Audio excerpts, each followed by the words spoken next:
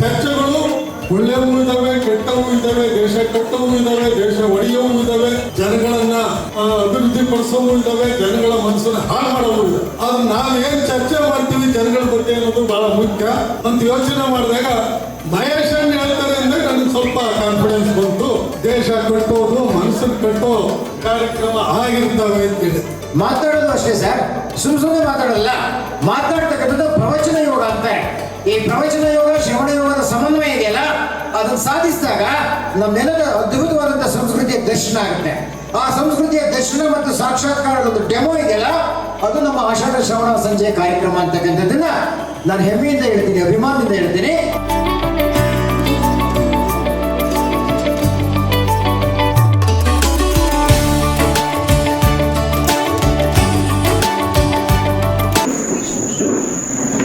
ಎಲ್ಲರಿಗೂ ಶುಭ ಸಂಜೆ.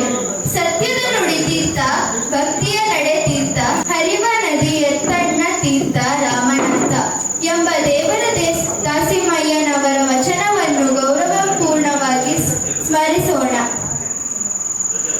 ಐಸಿರಿ ಫೌಂಡೇಶನ್, ಮಾಧ್ಯಮ ಸಂಸ್ಕೃತಿ ಪ್ರತಿಷ್ಠಾನ ಮತ್ತು ಲಯನ್ಸ್ ಕ್ಲಬ್ ಚಿಕ್ಕಮಗಳೂರು ಇವರುಗಳ ಸಹಯೋಗದಲ್ಲಿ ಆಷಾಢ ಶ್ರಾವಣ ಮಾಸದ ಪ್ರವಚನ ಮಾಲಿಕೆ ಚಟ್ನಳ್ಳಿ ಮಹೇಶ್ ಸರ್ ಅವರ ಮನೆ ಮನೆದೆಡೆಗೆ ಶುದ್ಧ ನುಡಿ ನುಡಿಗೆ ಅಭಿಯಾನದ ಕಾರ್ಯಕ್ರಮ ಇಂದು ಭಗವತಿ ಹರೀಶ್ ಸರ್ ಅವರ ಭಗವತಿ ಪ್ಯಾಲೇಸ್ನಲ್ಲಿ ಆಯೋಜಿಸಲಾಗಿದೆ. ಈ ಕಾರ್ಯಕ್ರಮಕ್ಕೆ ಆಗಮಿಸಿರುವ ತಮ್ಮೆಲ್ಲರಿಗೂ ಹೃತ್ಪೂರ್ವಕವಾದ ಸ್ವಾಗತವನ್ನು ಬಯಸುತ್ತೇನೆ. ನಾನು ದಿಶಿತಾ ಗೋಪಾಲ್. ನಾನು ಗ್ರೀಷ್ಮ ಧನ್ಯತ. ನಿಮ್ಮೆಲ್ಲರಿಗೂ ಸುಸ್ವಾಗತ. ಶಂಕರಿ ದಯ ಮಾಡೆ ಮಹೇಶ್ವರಿ ನೀಲಾಂಜನಂ ಬೆಳಗುವೆ. ಶಂಕರಿ ದಯ ಮಾಡೆ ಮಹೇಶ್ವರಿ ನೀಲಾಂಜನಂ ಬೆಳಗುವೆ. ಶಂಕರಿ ದಯ ಮಾಡೆ ಪಂಕಜಲೋಚನೆ. ಶಂಕರಿ ದಯ ಮಾಡೆ ಪಂಕಜಲೋಚನೆ. ಶಂಕರಿ ದಯ ಮಾಡೆ ಮಹೇಶ್ವರಿ ನೀಲಾಂಜನಂ ಅಂತ ನಾನು ಕೈಕೊಂಡಿದ್ದೆ. ಈ ಸಲ ಮಾಡಬೇಕು ಬಂತು, ದೇವರ ಆಯೋಗವನ್ನು ಕೊಟ್ಟ ಅಂತ ಹೇಳಿ ನಾನು ಹೇಳ್ತೀನಿ. ನಮಸ್ಕಾರ. ಆಷಾಢ ಶ್ರಾವಣ ಮಾಸದ ಮನೆ ಮನೆಗಳಿಗೆ ಶುದ್ಧ ನಡೆಗೆ ಅಭಿಯಾನದ 23ನೇ ದಿನದ ಈ ಸುಂದರ ಕಾರ್ಯಕ್ರಮಕ್ಕೆ ಆಗಮಿಸಿರುವ ಎಲ್ಲ ಗಣ್ಯರಿಗೆ, ಅತಿಥಿಗಳಿಗೆ, ಸಂಘ ಸಂಸ್ಥೆಗಳ ಪದಾಧಿಕಾರಿಗಳಿಗೆ, ಸದಸ್ಯರಿಗೆ ಹಾಗೂ ಪ್ರೀತಿಯ ಕುಟುಂಬಿಕರಿಗೆ ಆತ್ಮೀಯ ಸ್ವಾಗತ ಕೋರುತ್ತಾ, ಈ ಕಾರ್ಯಕ್ರಮದಲ್ಲಿ ಶ್ರೀ ದೇವರ ದಾಸಯ್ಯನವರ ಬಗ್ಗೆ ಉಪನ್ಯಾಸ ನೀಡಲು ಆಗಮಿಸಿರುವ ಶ್ರೀ ಚಟ್ಟಳ್ಳಿ ಮಹೇಶ್ವರನವರಿಗೆ ಸ್ವಾಗತವನ್ನು ಕೋರುತ್ತೇನೆ. ಈ ಕಾರ್ಯಕ್ರಮವನ್ನು ಉದ್ಘಾಟಿಸಲು ಆಗಮಿಸಿರುವ ನನ್ನ ಆತ್ಮೀಯರು, ಸ್ವತಂತ್ರ ಮಾಸದಲ್ಲಿರುವ ನಮ್ಮೆಲ್ಲರಿಗೂ ಈ ದೇಶದ, ಈ ರಾಷ್ಟ್ರದ ಸ್ವತಂತ್ರಕ್ಕಾಗಿ ತ್ಯಾಗ ಬಲಿದಾನ ಮಾಡಿದ ಅದೆಷ್ಟೋ ಲಕ್ಷಾಂತರ ಸ್ವತಂತ್ರ ವೀರರನ್ನ ಮನಸ್ಸಿನಲ್ಲಿ ನೆನೆಯುತ್ತಾ, ವಿಶ್ವದ ಎಲ್ಲ ದಾರ್ಶನಿಕರನ್ನ ಮನಸ್ಸಿನಲ್ಲಿ ನೆನೆಯುತ್ತಾ, ವೇದಿಕೆ ಮೇಲೆ ಉಪಸ್ಥಿತರಿರುವ ಎಲ್ಲ ಗಣ್ಯಮಾನ್ಯರಲ್ಲಿ ಹಾಗೂ ಈ ಒಂದು ಕಾರ್ಯಕ್ರಮವನ್ನ ಸಾಕ್ಷಿಸಲು, ಸಾತ್ವಿಕ ಕಾರ್ಯಕ್ರಮವನ್ನ ಸಾಕ್ಷಿಸಲು ಬಂದಿರುವ ನನ್ನ ಎಲ್ಲ ಆತ್ಮೀಯ ಸಹೋದರ ಸಹೋದರಿಗೆ ಎಲ್ಲರಿಗೂ ಶುಭ ಸಂಜೆ, ನಮಸ್ಕಾರಗಳು. ಬಂಧುಗಳೇ, ಐಸಿರಿ ಫೌಂಡೇಶನ್, ಮಾಧ್ಯಮ ಸಂಸ್ಕೃತಿ ಪ್ರತಿಷ್ಠಾನ, ಲಯನ್ಸ್ ಕ್ಲಬ್ ಚಿಕ್ಕಮಗಳೂರು ಇವರ ಸಹಯೋಗದಲ್ಲಿ ಸಾಹಿತಿಗಳಾದಂತಹ ಚಟ್ನಳ್ಳಿ ಮಹೇಶ್ ಅಣ್ಣನವರ ಒಂದು ನೇತೃತ್ವದಲ್ಲಿ ಆಷಾಢ ಶ್ರಾವಣ ಮಾಸದ ಪ್ರವಚನ ಮಾಲಿಕೆಯ 3ನೇ ವರ್ಷದ 24ನೇ ದಿನದಲ್ಲಿ ನಮ್ಮ ಭಗವತಿ ಪ್ಯಾಲೇಸ್, ಕೆಂಪನಹಳ್ಳಿಯ ಭಗವತಿ ಪ್ಯಾಲೇಸ್ ಅಲ್ಲಿ ಈ ಒಂದು ಕಾರ್ಯಕ್ರಮಕ್ಕೆ ನಾವೆಲ್ಲರೂ ಸಾಕ್ಷಿಯಾಗಿದ್ದೇವೆ. ಈ ಒಂದು ಕಾರ್ಯಕ್ರಮ ಕೇವಲ ಕಾರ್ಯಕ್ರಮವಲ್ಲ, ಒಂದು ಅಭಿಯಾನ. ಈ ವರ್ಷ ಈ ಅಭಿಯಾನದ ಒಂದು ಹೆಸರು ಏನಂದ್ರೆ ಮನೆ ಮನದೆಡೆಗೆ ಶುದ್ಧ ನುಡಿಯ ನಡಿಗೆ. ಕೆಲವರು ಈ ಪ್ರಾಸ್ತಾವಿಕ ನುಡಿಯ ಉದ್ದೇಶ ಹೇಳೋಕ್ಕಿಂತ ಮುಂಚೆ ನಮಗೆ ಒಂದಿಷ್ಟು ಪ್ರಶ್ನೆ ಬಂದ್ರು. ಕೆಲವರಿಂದ ನಮಗೆ ಒಂದಿಷ್ಟು ಪ್ರಶ್ನೆ ಬಂತು, ಯಾಕೆ ಈ ಕಾರ್ಯಕ್ರಮದ ಉದ್ದೇಶ ಏನು, ಏನ್ ಸಿಗುತ್ತೆ ಈ ಕಾರ್ಯಕ್ರಮದಿಂದ ಅಂತ. ಪ್ರತಿನಿತ್ಯ ನಮ್ಮ ದೈನಂದಿನ ದಿನಚರಿಯಲ್ಲಿ ಬೆಳಗ್ಗೆದ್ರೆ ನಮ್ಮ ಮೊಬೈಲು, ಇನ್ನೊಂದು ಫೋನು, ಇನ್ನೊಂದು ನ್ಯೂಸ್ ಪೇಪರ್, ಎಲ್ಲಾ ತರದ ದೃಶ್ಯ ಮಾಧ್ಯಮ ಮತ್ತೆ ಪತ್ರಿಕಾ ವರದಿಗಳಲ್ಲಿ ನಕಾರಾತ್ಮಕವಾದ ಶಬ್ದ ಬಳಕೆ, ನಕಾರಾತ್ಮಕವಾದ ವಿಚಾರಗಳು. ಈಗ ಮೊನ್ನೆಯಷ್ಟೇ ಒಂದು ಪೇಪರ್ ಅಲ್ಲಿ ನಾನು ಓದ್ಬೇಕಾದ್ರೆ ಕೇರಳದಲ್ಲಿ ಒಬ್ಬರು ಮೊಮ್ಮಗಳು ತನ್ನ ತಾತನನ್ನ ಒಂದು ಮೊಬೈಲ್ ಕೊಡ್ಲಿಲ್ಲ ಅಂತ ಚಾಕ್ ಹಿಡಿದು ಸಾಯಿಸಿ ಮೊಮ್ಮಗಳು ಮತ್ತೆ ಅವರ ಬಾಯ್ ಫ್ರೆಂಡ್ ಆ ಒಂದು ಮೊಬೈಲ್ ಮತ್ತೆ ಅವ್ರ ಹತ್ರ ಇದ್ದಿದ್ದಂತ ಹಣ ತೆಕೊಂಡು ಓಡೋಗಿದ್ದಾರೆ. ಈ ತರದ ಹಲವು ನೂರಾರು ಸುದ್ದಿಗಳು, ನಕಾರಾತ್ಮಕ ಸಂದೇಶಗಳನ್ನ ನಾವು ಪ್ರತಿನಿತ್ಯ ನೋಡ್ತಾ ಇರ್ತೇವೆ. ಆದ್ರೆ ನಮ್ಮ ಶೀರ್ಷಿಕೆಯಲ್ಲಿ ನೀವು ನೋಡಿದಂತೆ ಮನದೆಡೆಗೆ ಶುದ್ಧ ನುಡಿಯ ನಡಿಗೆ ಅನ್ನೋ ಒಂದು ಶೀರ್ಷಿಕೆಯನ್ನ ನೀವು ನಮ್ಮ ಪತ್ರಿಕೆಯಲ್ಲಿ ನಿಮ್ಮೆಲ್ಲರ ಮುಂದೆ ಇದೆ, ಆಹ್ವಾನ ಪತ್ರಿಕೆಯಲ್ಲಿ ನೋಡ್ಬೋದು. ಇನ್ನ ಈ ಕಾರ್ಯಕ್ರಮ ಯಾಕೆ ಅಂತ ಕೇಳಿದಾಗ ಮೂಲ ಪಂಚೇಂದ್ರಿಯಗಳಿಗೆ ಒಂದು ಸ್ಪಂದಿಸೋಕೆ ಈ ಕಾರ್ಯಕ್ರಮಗಳು ಅಂತ ಹೇಳ್ಬೋದು. ಮೊದಲಿಗೆ ಕಣ್ಣಿಗೆ ನಾವೆಲ್ಲರೂ ಎಷ್ಟೋ ದಿನದ ನಂತರ ಈ ತರದ ಒಂದು ಸಭೆಯಲ್ಲಿ ಸಮಾರಂಭದಲ್ಲಿ ಮುಖಾಮುಖಿಯಾಗಿ ನೋಡ್ತೀವಿ. ಅದರಿಂದ ನಮ್ಮ ಕಣ್ಣಿಗೆ ಒಂದು ಮುದವಾದ ಸ್ಪರ್ಶ ಸಿಗುತ್ತೆ. ಅಂದ್ರೆ ನಾವೆಲ್ಲರೂ ನೋಡಿ ನಗಾಡ್ತಾ ಈ ಒಂದು ಬೆಳಕಲ್ಲಿ ಈ ಒಂದು ಹಬ್ಬದ ವಾತಾವರಣ. ಎರಡನೇದು ಕಿವಿಗೆ ಇಂಪಾದ ಹಾಡು, ಗಾಯಕರಾದಂತಹ ಚಂದನ್ ಅವರ ಹಾಡು ನೀವು ಕೇಳಿರ್ತೀರ, ಇಲ್ಲಿ ಅಕ್ಕವ್ರು ಹಾಡಿದ್ರು. ಇನ್ನ ಅನುಭವದ ನುಡಿಮುತ್ತುಗಳನ್ನ ನಮ್ಮ ಹಿರಿಯರು ಹೇಳ್ತಾರೆ, ಹಂಚ್ಕೊಂತಾರೆ. ಆ ತರದ್ದು ಕಿವಿಗೆ ಒಂದು ಮುದವಾದ ಸ್ಪರ್ಶ ಸಿಗುತ್ತೆ. ಈ ಶ್ರಾವಣ ಆಗಿರೋದ್ರಿಂದ ನಮ್ಮ ಚರ್ಮಕ್ಕೆ ಒಂದು ತಂಗಾಳಿ ಸ್ಪರ್ಶವು ಕೂಡ ಇದೇ ಸಂಜೆ ಆಗುತ್ತೆ. ಅದಲ್ಲದೆ ಆತಿಥ್ಯವನ್ನ ಏರ್ಪಾಡು ಮಾಡಿರುವಂತಹ ನಮ್ಮ ಆಯೋಜಕರಿಂದ ನಾಲಿಗೆ ಮತ್ತೆ ಮೂಗಿಗೆ ಘಮಘಮವಾದ ಒಂದು ಅಡುಗೆ ಆಗಿರಲಿ ಅಥವಾ ನಮ್ಮ ಒಲೆ ಊಟ ಏನಂತೀವಿ, ತಲೆ ಊಟದ ಜೊತೆಗೆ ಒಲೆ ಊಟ, ಅದು ನಮ್ಮ ನಾಲಿಗೆ ಮತ್ತೆ ಮೂಗಿಗೆ ಒಂದು ಆಸ್ವಾದ ಆಗುತ್ತೆ. ಸೊ ಪಂಚೇಂದ್ರಿಯಗಳ ಹತೋಟಿಯಲ್ಲಿ ಇಡ್ಬೇಕಂದ್ರೆ ಸಾತ್ವಿಕ, ಸದುದ್ದೇಶ, ಸಕಾರಾತ್ಮಕ ವಿಚಾರಗಳು ಯುವ ಶಕ್ತಿಗೆ, ಯುವ ಜನರಿಗೆ ಹಿರಿಯರಿಂದ ತಲುಪಬೇಕು. ಯಾಕೆಂದ್ರೆ ಹಿರಿಯರಿಗೆ ಜವಾಬ್ದಾರಿ ಇರುತ್ತೆ, ಯುವಕರಿಗೆ ಜಾಗೃತಿ ಬರ್ಬೇಕು. ಈ ಜಾಗೃತಿ ಮತ್ತು ಜವಾಬ್ದಾರಿಯ ಸಮ್ಮಿಲನವೇ ಈ ಶ್ರಾವಣ ಸಂಜೆ. ಇನ್ನು ಕೆಲವರು ಆಷಾಢ ಯಾಕೆ ಇಟ್ಕೊಂಡ್ರಿ, ಶ್ರಾವಣ ಸಂಜೆ ಕೇಳಿದ್ವಿ, ಇದೇನು ಆಷಾಢ ಅಂತ. ದಾಸ ಸಾಹಿತ್ಯದಲ್ಲಾಗಲಿ, ವಚನ ಸಾಹಿತ್ಯದಲ್ಲಾಗಲಿ, ಇನ್ನ ಹಲವು ಸಾಹಿತ್ಯ ಪರಂಪರೆಯಲ್ಲಿ ಯಾವುದೇ ಶುಭ ಅಶುಭ ಇಂಥದಕ್ಕೆ ಸೀಮಿತ, ಈ ಸಮಯದಲ್ಲಿ ಇದನ್ನ ಮಾಡಬಾರ್ದು ಅನ್ನೋದಿಲ್ಲ. ಯಾಕೆ ಅಂದ್ರೆ ಆಷಾಢದಲ್ಲೂ ಒಳ್ಳೆ ವಿಚಾರ ಕೇಳೋದಕ್ಕೆ ಪೂರಕವಾದಂತಹ ವಾತಾವರಣ. ಶ್ರಾವಣದಲ್ಲಿ, ಆಷಾಢದಲ್ಲಿ ಒಳ್ಳೆ ವಿಚಾರಕ್ಕೆ ಯಾವತ್ತೂ ಸ್ವೀಕಾರ ಮಾಡುವಂತ ಒಂದು ಜನಸಮೂಹ ಇದ್ದಾರೆ ಅಂತ ಹೇಳೋದಕ್ಕೆ ಈ ಕಾರ್ಯಕ್ರಮ, ಈ ಅಭಿಯಾನ ಸಾಕ್ಷಿ. ಇನ್ನ ನಾವು ಒಂದು ವಿಚಾರಕ್ಕೆ ಸೀಮಿತ ಇದೀವ ಅಂತ ಕೇಳಿದ್ರೆ ನಮ್ಮ ಆಹ್ವಾನ ಪತ್ರಿಕೆಯಲ್ಲಿ ನೋಡ್ಬೋದು, ಅನೇಕ ದಾರ್ಶನಿಕರ ಜೊತೆಗೆ ಪಂಚಸಾಗಳನ್ನ ನೋಡ್ಬೋದು. ಬಸವಣ್ಣನವರ ಸರ್ವರಿಗೂ ಕಾಯಕ ಧರ್ಮ, ಕನಕದಾಸರ ಒಂದು ಸಾಮಾಜಿಕ ಬದ್ಧತೆ, ಸ್ವಾಮಿ ವಿವೇಕಾನಂದರವರ service is the motto of life, ರಾಷ್ಟ್ರಕವಿ ಕುವೆಂಪುರವರ ಸರ್ವಜನಾಂಗದ ಶಾಂತಿಯ ತೋಟ, ಡಾಕ್ಟರ್ BR ಅಂಬೇಡ್ಕರ್ 21ನೇ ಶತಮಾನದ ನಮ್ಮೆಲ್ಲರ ಮಹಾನಾಯಕರಾದಂತಹ ಬಾಬಾ ಸಾಹೇಬ್ ಅಂಬೇಡ್ಕರ್ ಅವರ ಸಂವಿಧಾನದ ಸಮಾನತೆ. ಈ ತರ ಪಂಚಸಾಗಳು, ಪಂಚೇಂದ್ರಿಯಗಳಿಗೆ ಹಿರಿಯರ ಗುರು ಆಶ್ರಯದಲ್ಲಿ ಮುಂದಿನ ತಲೆಮಾರಿ ನೋಡಿದ್ರೆ ಒಂದು ಟೀಮ್, ತಂಡ ನಿರ್ಮಾಣ ಆಯ್ತು, ಒಂದು ವೇದಿಕೆ ಆಯ್ತು. ಈ ತರ ಸಾತ್ವಿಕ ಕ್ಷಣ ನಾವೆಲ್ಲರೂ ಅನುಭವಿಸ್ಬೇಕು, ನಾವೆಲ್ಲರೂ ಮುಂದಿನ ತಲೆಮಾರಿಗೆ ಇಂಥವರಿಂದ ನುಡಿಗಳನ್ನ ಕೇಳಬೇಕು ಅಂತ ಈ ಕಾರ್ಯಕ್ರಮನ ಆಯೋಜಿಸಿದ್ವಿ. ಇನ್ನ ಗ್ರಾಮೀಣ, ಜಾನಪದ, ಭಾಷೆ, ಸಾಹಿತ್ಯ ಎಲ್ಲ ವಿಚಾರಗಳನ್ನ ಒಳಗೊಂಡಿರುವಂತಹ ಚಿಕ್ಕಮಗಳೂರಿಂದ, ಚಟ್ನಳ್ಳಿಯಿಂದ ಹಿಡಿದು ಚಿಕಾಗೋ, ಅಮೆರಿಕವರೆಗೂ ಹೆಸರು ಮಾಡಿರುವಂತಹ ನಮ್ಮ ಹೆಮ್ಮೆಯ ಚಟ್ನಳ್ಳಿ ಮಹೇಶ್ ಅಣ್ಣನವರ ಒಂದು ನೇತೃತ್ವದಲ್ಲಿ ನಡೀತಾ ಇದೆ. ಮೊದಲಿಗೆ 14ನೇ ಬಾರಿ ಅವರು ಅಮೆರಿಕಕ್ಕಿದೆ, ಸೆಪ್ಟೆಂಬರ್ ಅಲ್ಲಿ 14ನೇ ಬಾರಿ ಹೋಗ್ತಾ ಇದ್ದಾರೆ ಅಖ್ಯಾ ಸಮ್ಮೇಳನಕ್ಕೆ. ನಮ್ಮ ನಾಡು, ನಮ್ಮ ಪರಂಪರೆ, ನಮ್ಮ ಸಂಸ್ಕೃತಿ, ನಮ್ಮ ಸಾಹಿತ್ಯದ ಒಂದು ಪ್ರತೀಕವಾಗಿ, ಒಂದು ಪರಂಪರೆಯ ಒಂದು ರಾಯಭಾರಿಯಾಗಿ ಹೋಗ್ತಿದ್ದಾರೆ. ಅವರಿಗೆ ಒಂದು ಜೋರಾದ ಅಭಿನಂದನೆಯನ್ನು ನಾವೆಲ್ಲರೂ ಕೊಡ್ತೇವೆ. ಹಾಗಾಗಿ ಈ ತರದ ಒಂದು ಕ್ಷಣಗಳನ್ನ ನಮ್ಮ ಎಲ್ಲಾ ಸಂಸ್ಥೆಗಳು ಸಾಮಾಜಿಕ, ಶೈಕ್ಷಣಿಕ, ಪರಿಸರ ಪರವಾದ ಕೆಲಸಗಳನ್ನು ಮಾಡ್ತಾ, ಯಾವುದೇ ಪಕ್ಷಕ್ಕೆ ಸೀಮಿತ ಇಲ್ಲದೆ, ಯಾವುದೇ ಜಾತಿಗೆ ಸೀಮಿತವಿಲ್ಲದೆ, ಯಾವುದೇ ಪಂಗಡಕ್ಕೆ ಸೀಮಿತವಿಲ್ಲದೆ, ಯಾವುದೇ ಭೇದ ಭಾವ ಇಲ್ಲದೆ ಸಾಂಸ್ಕೃತಿಕತೆ ಎಲ್ಲರ ಸ್ವತ್ತು ಅನ್ನೋ ಒಂದು ಸಂದೇಶವನ್ನ 30 ಹಳ್ಳಿಗಳಲ್ಲಿ ಜ್ಞಾನಗಂಗೆಯನ್ನ ಎಸ್ಕೋಪ್ನಿಂದ, ನಿಡಗಟ್ಟದಿಂದ, ಕೇವಿಯಾಡಿಂದ, ಆಮೇಲೆ ಎಸ್ಬಿದ್ರೆಯಿಂದ, ಮೊನ್ನೆ ಸಿಂದಗೆರೆಯಿಂದ, ಬೆಳ್ವಾಡಿಯಿಂದ, ಇವತ್ತು ಕೆಂಪನಹಳ್ಳಿಯಿಂದ, ಕಲ್ಯಾಣನಗರದಿಂದ, ನಾಳೆ ಅಂದ್ರೆ ಮುಂದಿನ ದಿನಗಳಲ್ಲಿ ಆಗ್ತಿರುವಂತಹ ಬಿಂಡಿಗ ದೇವಿರಮ್ಮ ದೇವಾಲಯದ ಆವರಣ ಆಗಲಿ, ಈ ಭಾನುವಾರ ಲಯನ್ಸ್ ಭವನದಲ್ಲಿ ಸಮಾರಂಭ ಆಗುತ್ತೆ. ಸೊ ಈ ತರದ ಒಂದು ಕಾರ್ಯಕ್ರಮಕ್ಕೆ ನಿಮ್ಮೆಲ್ಲರ ಒಂದು ಸ್ಪಂದನೆ ನೋಡಿ ನಮಗೆ ಖುಷಿ ಆಯ್ತು, ತುಂಬಾ ಖುಷಿ ಆಯ್ತು. ಈ ತರ ಏನೇ ಒಂದು ವಿನೂತನವಾದ ಕಾರ್ಯಕ್ರಮ, ವಿನೂತನವಾದ ಪುಟ್ಟ ಅಂಬೆಗಾಲು ಇಡುವಂತಿರುವಂತಹ ನಮ್ಮ ಸಂಸ್ಥೆ ಆಗಲಿ ಅಥವಾ ಅಂತಾರಾಷ್ಟ್ರೀಯ ಮಟ್ಟದಲ್ಲಿ ದೊಡ್ಡ ದೊಡ್ಡ ಕೆಲಸಗಳನ್ನ ಮಾಡ್ತಿರುವಂತಹ ಲಯನ್ಸ್ ಕ್ಲಬ್ ಆಗಲಿ, ಇನ್ನೊಂದು ಮಾಧ್ಯಮ ಸಂಸ್ಕೃತಿ ಪ್ರತಿಷ್ಠಾನ ಆಗಲಿ, ಆ ಒಂದು ನಮ್ಮ ಐಸಿರಿ ಫೌಂಡೇಶನ್ ನ ಪುಟ್ಟ ಅಂಬೆಗಾಲಿಗೆ ನಿಮ್ಮ ಆಶೀರ್ವಾದದ ಅಕ್ಷತೆ ಕಾಳು ಮಾತ್ರ ನಾವು ಒಂದು ಬಯಸ್ತೇವೆ. ಜೊತೆಗೆ ಈ ಒಂದು ಮಾಸದಲ್ಲಿ ಇರೋದ್ರಿಂದ ನಾವು ಜೆನ್ಸಿ ಸ್ಟೈಲ್ ಅಲ್ಲಿ ನಾವು ಒಂದು ಘೋಷಣೆ ಮುಗಿಸಿ ನನ್ನ ಪ್ರಾಸ್ತಾವಿಕ ನುಡಿಗೆ ನಾನು ವಿನಂತಿಯನ್ನ ಕೊಡ್ತೇನೆ, ಅಂದ್ರೆ ವಿರಾಮವನ್ನ ಕೊಡ್ತೇನೆ. ಎಲ್ಲರೂ ನಾನು ಬಲಗೈಯ ಮುಷ್ಟಿಯನ್ನ ಗಟ್ಟಿ ಮಾಡ್ಬೋದಾ? ಎಲ್ಲರೂ ನಾನು ಹೌ ಇಸ್ ದ ಜೋಶ್ ಅಂತೀನಿ, ನೀವು ಜೈ ಹಿಂದ್ ಅನ್ಬೇಕು. ಹೇಗ್ ಅನ್ಬೇಕಂದ್ರೆ ಕೆಂಪನಳ್ಳಿಲಿರೋರು KBR ಅಂತ ಕೇಳಿಸ್ಬೇಕು, ಆ ತರ ಅನ್ಬೋದಾ? ಓಕೆ, ನೋಡೋಣ. ಕಮ್ಮಿ ಸಂಖ್ಯೆ ಇದ್ರು ಓಕೆ, ನಮಗೆ ಕ್ವಾಂಟಿಟಿ ಬೇಡ, ಕ್ವಾಲಿಟಿ ಆಡಿಯನ್ಸ್ ಇದ್ದಾರೆ. So let's do it. At the count of 1, 2, 3. How is the josh? How is the josh? How is the josh? Yes, ಈ ಒಂದು ಕೊನೆಯಾಗಿ ಧ್ವನಿ ಕಮ್ಮಿ ಮಾಡಿದಕ್ಕೆ ಒಂದೇ ಒಂದು ಸಂಕೇತ. Let's be the voice of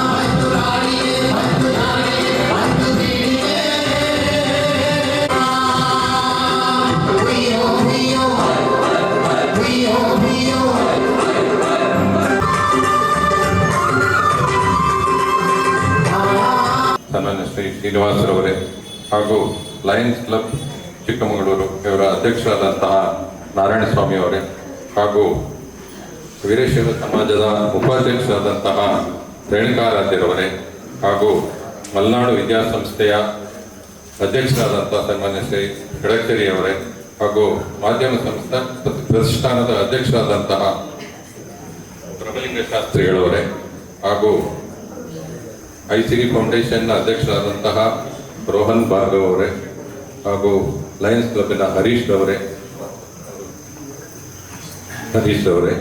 ಹಾಗೂ ನಾರಾಯಣ ಸ್ವಾಮಿ ಚಂದನ್ ರವರೇ ಮತ್ತು ಸಹೋದರಿಯರೇ ಮತ್ತು ಎಲ್ಲ ನನ್ನ ತಾಯಂದಿರೇ, ಈ ಒಂದು ಇದರಲ್ಲಿ ಶ್ರಾವಣ ಮಾಸ ಹಿಂದೂ ಧರ್ಮದಲ್ಲಿ ಒಂದು ಪವಿತ್ರವಾದ ಮಾಸ ಅಂತ ಹೇಳಿದರೆ ತಪ್ಪಾಗಲಾರದು. ಹಾಗೆ ಪವಿತ್ರವಾದ ಸ್ಥಾನವನ್ನು ಹೊಂದಿರುತ್ತದೆ. ಈ ಒಂದು ಶ್ರಾವಣ ಮಾಸದಲ್ಲಿ ಹಸಿರು ಪ್ರಕೃತಿಯು ಹಸಿರನ್ನು ಕಂಗೊಳಿಸುತ್ತಿರುವ ಸಂದರ್ಭದಲ್ಲಿ ಒಂದು ಉತ್ತಮವಾದ ಮನಸ್ಸಿಗೆ ನೆಮ್ಮದಿಯನ್ನು, ಆಧ್ಯಾತ್ಮಿಕ ಚಿಂತನೆಯನ್ನು ಮಾಡಿದರೆ ಒಂದು ಉತ್ತಮವಾದ ನಮ್ಮ ಮನಸ್ಸಿಗೆ ನೆಮ್ಮದಿ ಹಾಗೂ ಶಾಂತಿಯು ಸಿಗುತ್ತದೆ. ಶ್ರಾವಣ ಮಾಸದಲ್ಲಿ ಸಾಲು ಸಾಲು ಹಬ್ಬಗಳು ಬರುತ್ತವೆ. ಮಂಗಳಗೌರಿ ವ್ರತ ಹಾಗೂ ಇನ್ನು ಇತರೆ ಗೌರಿ ಹಬ್ಬ ಹಾಗೂ ವರಮಹಾಲಕ್ಷ್ಮಿ ಪೂಜೆ ಹಾಗೂ ನಾಗರ ಪಂಚಮಿ, ಇನ್ನು ಇತರ ಹಬ್ಬಗಳು ಈ ಒಂದು ಪವಿತ್ರವಾದ ಮಾಸದಲ್ಲಿ ಬರುತ್ತದೆ. ಈ ಒಂದು ಸಂದರ್ಭದಲ್ಲಿ ನಾವು ಉತ್ತಮ ಚಿಂತನೆಗಳನ್ನು ಈ ಒಂದು ಕಾರ್ಯಕ್ರಮಗಳನ್ನು ಮಾಡಿದರೆ ನಮಗೆಲ್ಲರಿಗೂ ಸಹ ಒಳ್ಳೆಯ ಒಂದು ಚಿಂತನೆ ಸಿಗುತ್ತದೆ. ಹಾಗೆ ಈ ಶ್ರಾವಣ ಪೂಜೆಯನ್ನು ಮನೆಯಲ್ಲಿ ಮಾಡಿದರೆ ಧನಧಾನ್ಯ ಸಂಪತ್ತುಗಳು ಸಹ ಸಿಗುತ್ತದೆ. ಕಳೆದ ಸುಮಾರು 20 ದಿನಗಳಿಂದ ಇಂತಹ ಒಂದು ಕಾರ್ಯಕ್ರಮವನ್ನು ಐಸಿರಿ ಫೌಂಡೇಶನ್ ಮತ್ತು ಮಾಧ್ಯಮ ಸಂಸ್ಕೃತಿ ಪ್ರತಿಷ್ಠಾನ ಲಯನ್ಸ್ ಇವರುಗಳ ಸಹಯೋಗದೊಂದಿಗೆ ಬೇರೆ ಬೇರೆ ಕಡೆ ಮಾಡ್ತಾ ಇದ್ದಾರೆ.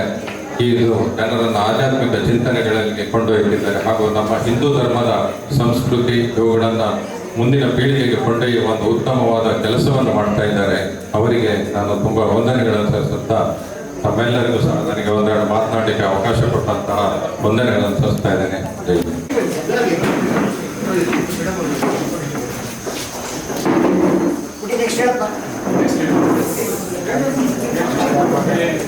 ಮಾತನಾಡ್ಲಿಕ್ಕೆ ಹೋಗೋದಿಲ್ಲ. ಯಾಕಂತಂದ್ರೆ ನಮ್ಮ ಲಯನ್ಸ್ ಸಂಸ್ಥೆ ಸದಸ್ಯರು ಈಗಲೇ ಹಾಕೊಂತಾರೆ, ಹರೀಶಣ್ಣನ ಮೈಕ್ ಕೊಟ್ಟರು ಮೋಸ್ಟ್ಲಿ ಅವರು ಬೇಗ ಇಡೋದಿಲ್ಲ ಅಂತ ಹೇಳ್ಬಿಟ್ಟು ಖಂಡಿತ ಇಲ್ಲ, ಇವತ್ತು ಜಾಸ್ತಿ ಹೊತ್ತು ಮಾತನಾಡಲ್ಲ ನಾನು.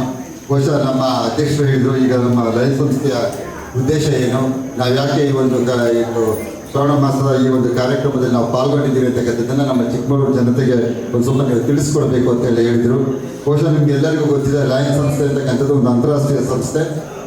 ವಿಶ್ವದಲ್ಲೇ 200 ದೇಶಗಳಲ್ಲಿ ಸುಮಾರು 50,000 ಕ್ಲಬ್ಗಳನ್ನು ಹೊಂದಿರತಕ್ಕಂಥ, ಸುಮಾರು 14.5 ಲಕ್ಷ ಸದಸ್ಯರನ್ನು ಹೊಂದಿರತಕ್ಕಂಥ ವಿಶ್ವದಲ್ಲೇ ಅತಿ ದೊಡ್ಡ ಸೇವಾ ಸಂಸ್ಥೆ ಯಾವ್ದಾದ್ರು ಇದೆ ಅಂತಂದರೆ ಅದು ಲಯನ್ಸ್ ಸಂಸ್ಥೆ.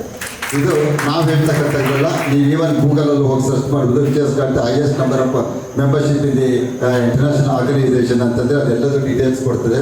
ಬಹುಶಃ ಅಮೇರಿಕ ದೇಶ ಮಾರ್ಚ್ 21ನೇ ತಾರೀಕನ್ನು ಈ ಎಲ್ಲ ವರ್ಷಗಳಲ್ಲಿ ಕೂಡ ನಿರಂತರವಾಗಿ ಸೇವಾ ದಿನಾಚರಣೆಯನ್ನು ಆಚರಣೆ ಮಾಡ್ಕೊಂಡು ಬಂದಿದೆ. ಕಾರಣ ಇಷ್ಟೇ, ನಮ್ಮ ಲಯನ್ಸ್ ಸಂಸ್ಥೆಯವರು ಸಲ್ಲಿಸಿರ್ತಕ್ಕಂಥ ಸೇವೆಗೋಸ್ಕರ. ಹಾಗಾಗಿ ಈ ಲಯನ್ಸ್ ಸಂಸ್ಥೆ ಅಂತಕ್ಕಂಥದ್ದು ಅಂತಾರಾಷ್ಟ್ರೀಯ ಸಂಸ್ಥೆ. ನಿಮ್ಗೆ ಅನಿಸಿರ್ಬೋದು ಕನ್ನಡಕ್ಕೂ ಲಯನ್ಸ್ ಸಂಸ್ಥೆ ಅಂತಾರಾಷ್ಟ್ರೀಯ ಸಂಸ್ಥೆಗೂ ಏನು ಸಂಬಂಧ ಅಂತೇಳಿ. ಬಹುಶಃ ಅಂತಾರಾಷ್ಟ್ರೀಯ ಸಂಸ್ಥೆ ಏನು ಹೇಳ್ತದೆ ಅಂತಂದರೆ ಯುವರ್ ಕ್ಲಬ್ ಯುವರ್ ವೇ ಅಂತ ಹೇಳ್ತಾರೆ. ನಿಮ್ಮ ಕ್ಲಬ್ ನಿಮ್ಮ ಕಡೆಗೆ ಅಂತೇಳಿ. ಯಾಕಂತಂದರೆ ನಮಗೆ ಎಲ್ಲ ಸದಸ್ಯಗಳು ಬೇಕಾಗಿರ್ತಕ್ಕಂಥದ್ದು ಲೋಕಲ್, ಚಿಕ್ಕಮಗಳೂರು ಇರ್ಬೋದು, ಯಾವುದೇ ಒಂದು ಪಟ್ಟಣ ಪಂಚಾಯತ್ ಇರ್ಬೋದು. ಹಾಗಾಗಿ ನಾವು ಈ ಲಯನ್ಸ್ ಸಂಸ್ಥೆಯನ್ನು ಪ್ರತಿ ಒಂದು ಊರುಗಳಲ್ಲಿ, ತಾಲೂಕು ಹೆಡ್ ಕ್ವಾರ್ಟರ್ಸ್ಗಳು ಕೂಡ ನಾವು ಲಯನ್ಸ್ ಸಂಸ್ಥೆಯನ್ನು ಪ್ರಾರಂಭ ಮಾಡ್ತಾ ಇದ್ದೇವೆ. ಬಹುಶಃ ನಿಮ್ಗೆ ಇತ್ತೀಚಿನ ದಿನಗಳಲ್ಲಿ ನೋಡಿದರೆ ತರೀಕೆರೆಯಲ್ಲಿ 2 ಲಯನ್ಸ್ ಸಂಸ್ಥೆಯನ್ನು ಮಾಡಿದ್ದೀವಿ, ಅಜ್ಜಂಪುರದಲ್ಲಿ 1 ಸಂಸ್ಥೆಯನ್ನು ಮಾಡಿದ್ದೀವಿ, ಬೀರೂರಲ್ಲಿ 2 ಸಂಸ್ಥೆಗಳನ್ನು ಮಾಡಿದ್ದೀವಿ. ಇದೀಗ ಇತ್ತೀಚೆಗೆ ಮಾಡಿರ್ತಕ್ಕಂಥದ್ದು 2 ವರ್ಷದಲ್ಲಿ ನಾವು ಮಾಡಿರ್ತಕ್ಕಂಥ ಸಾಧನೆ.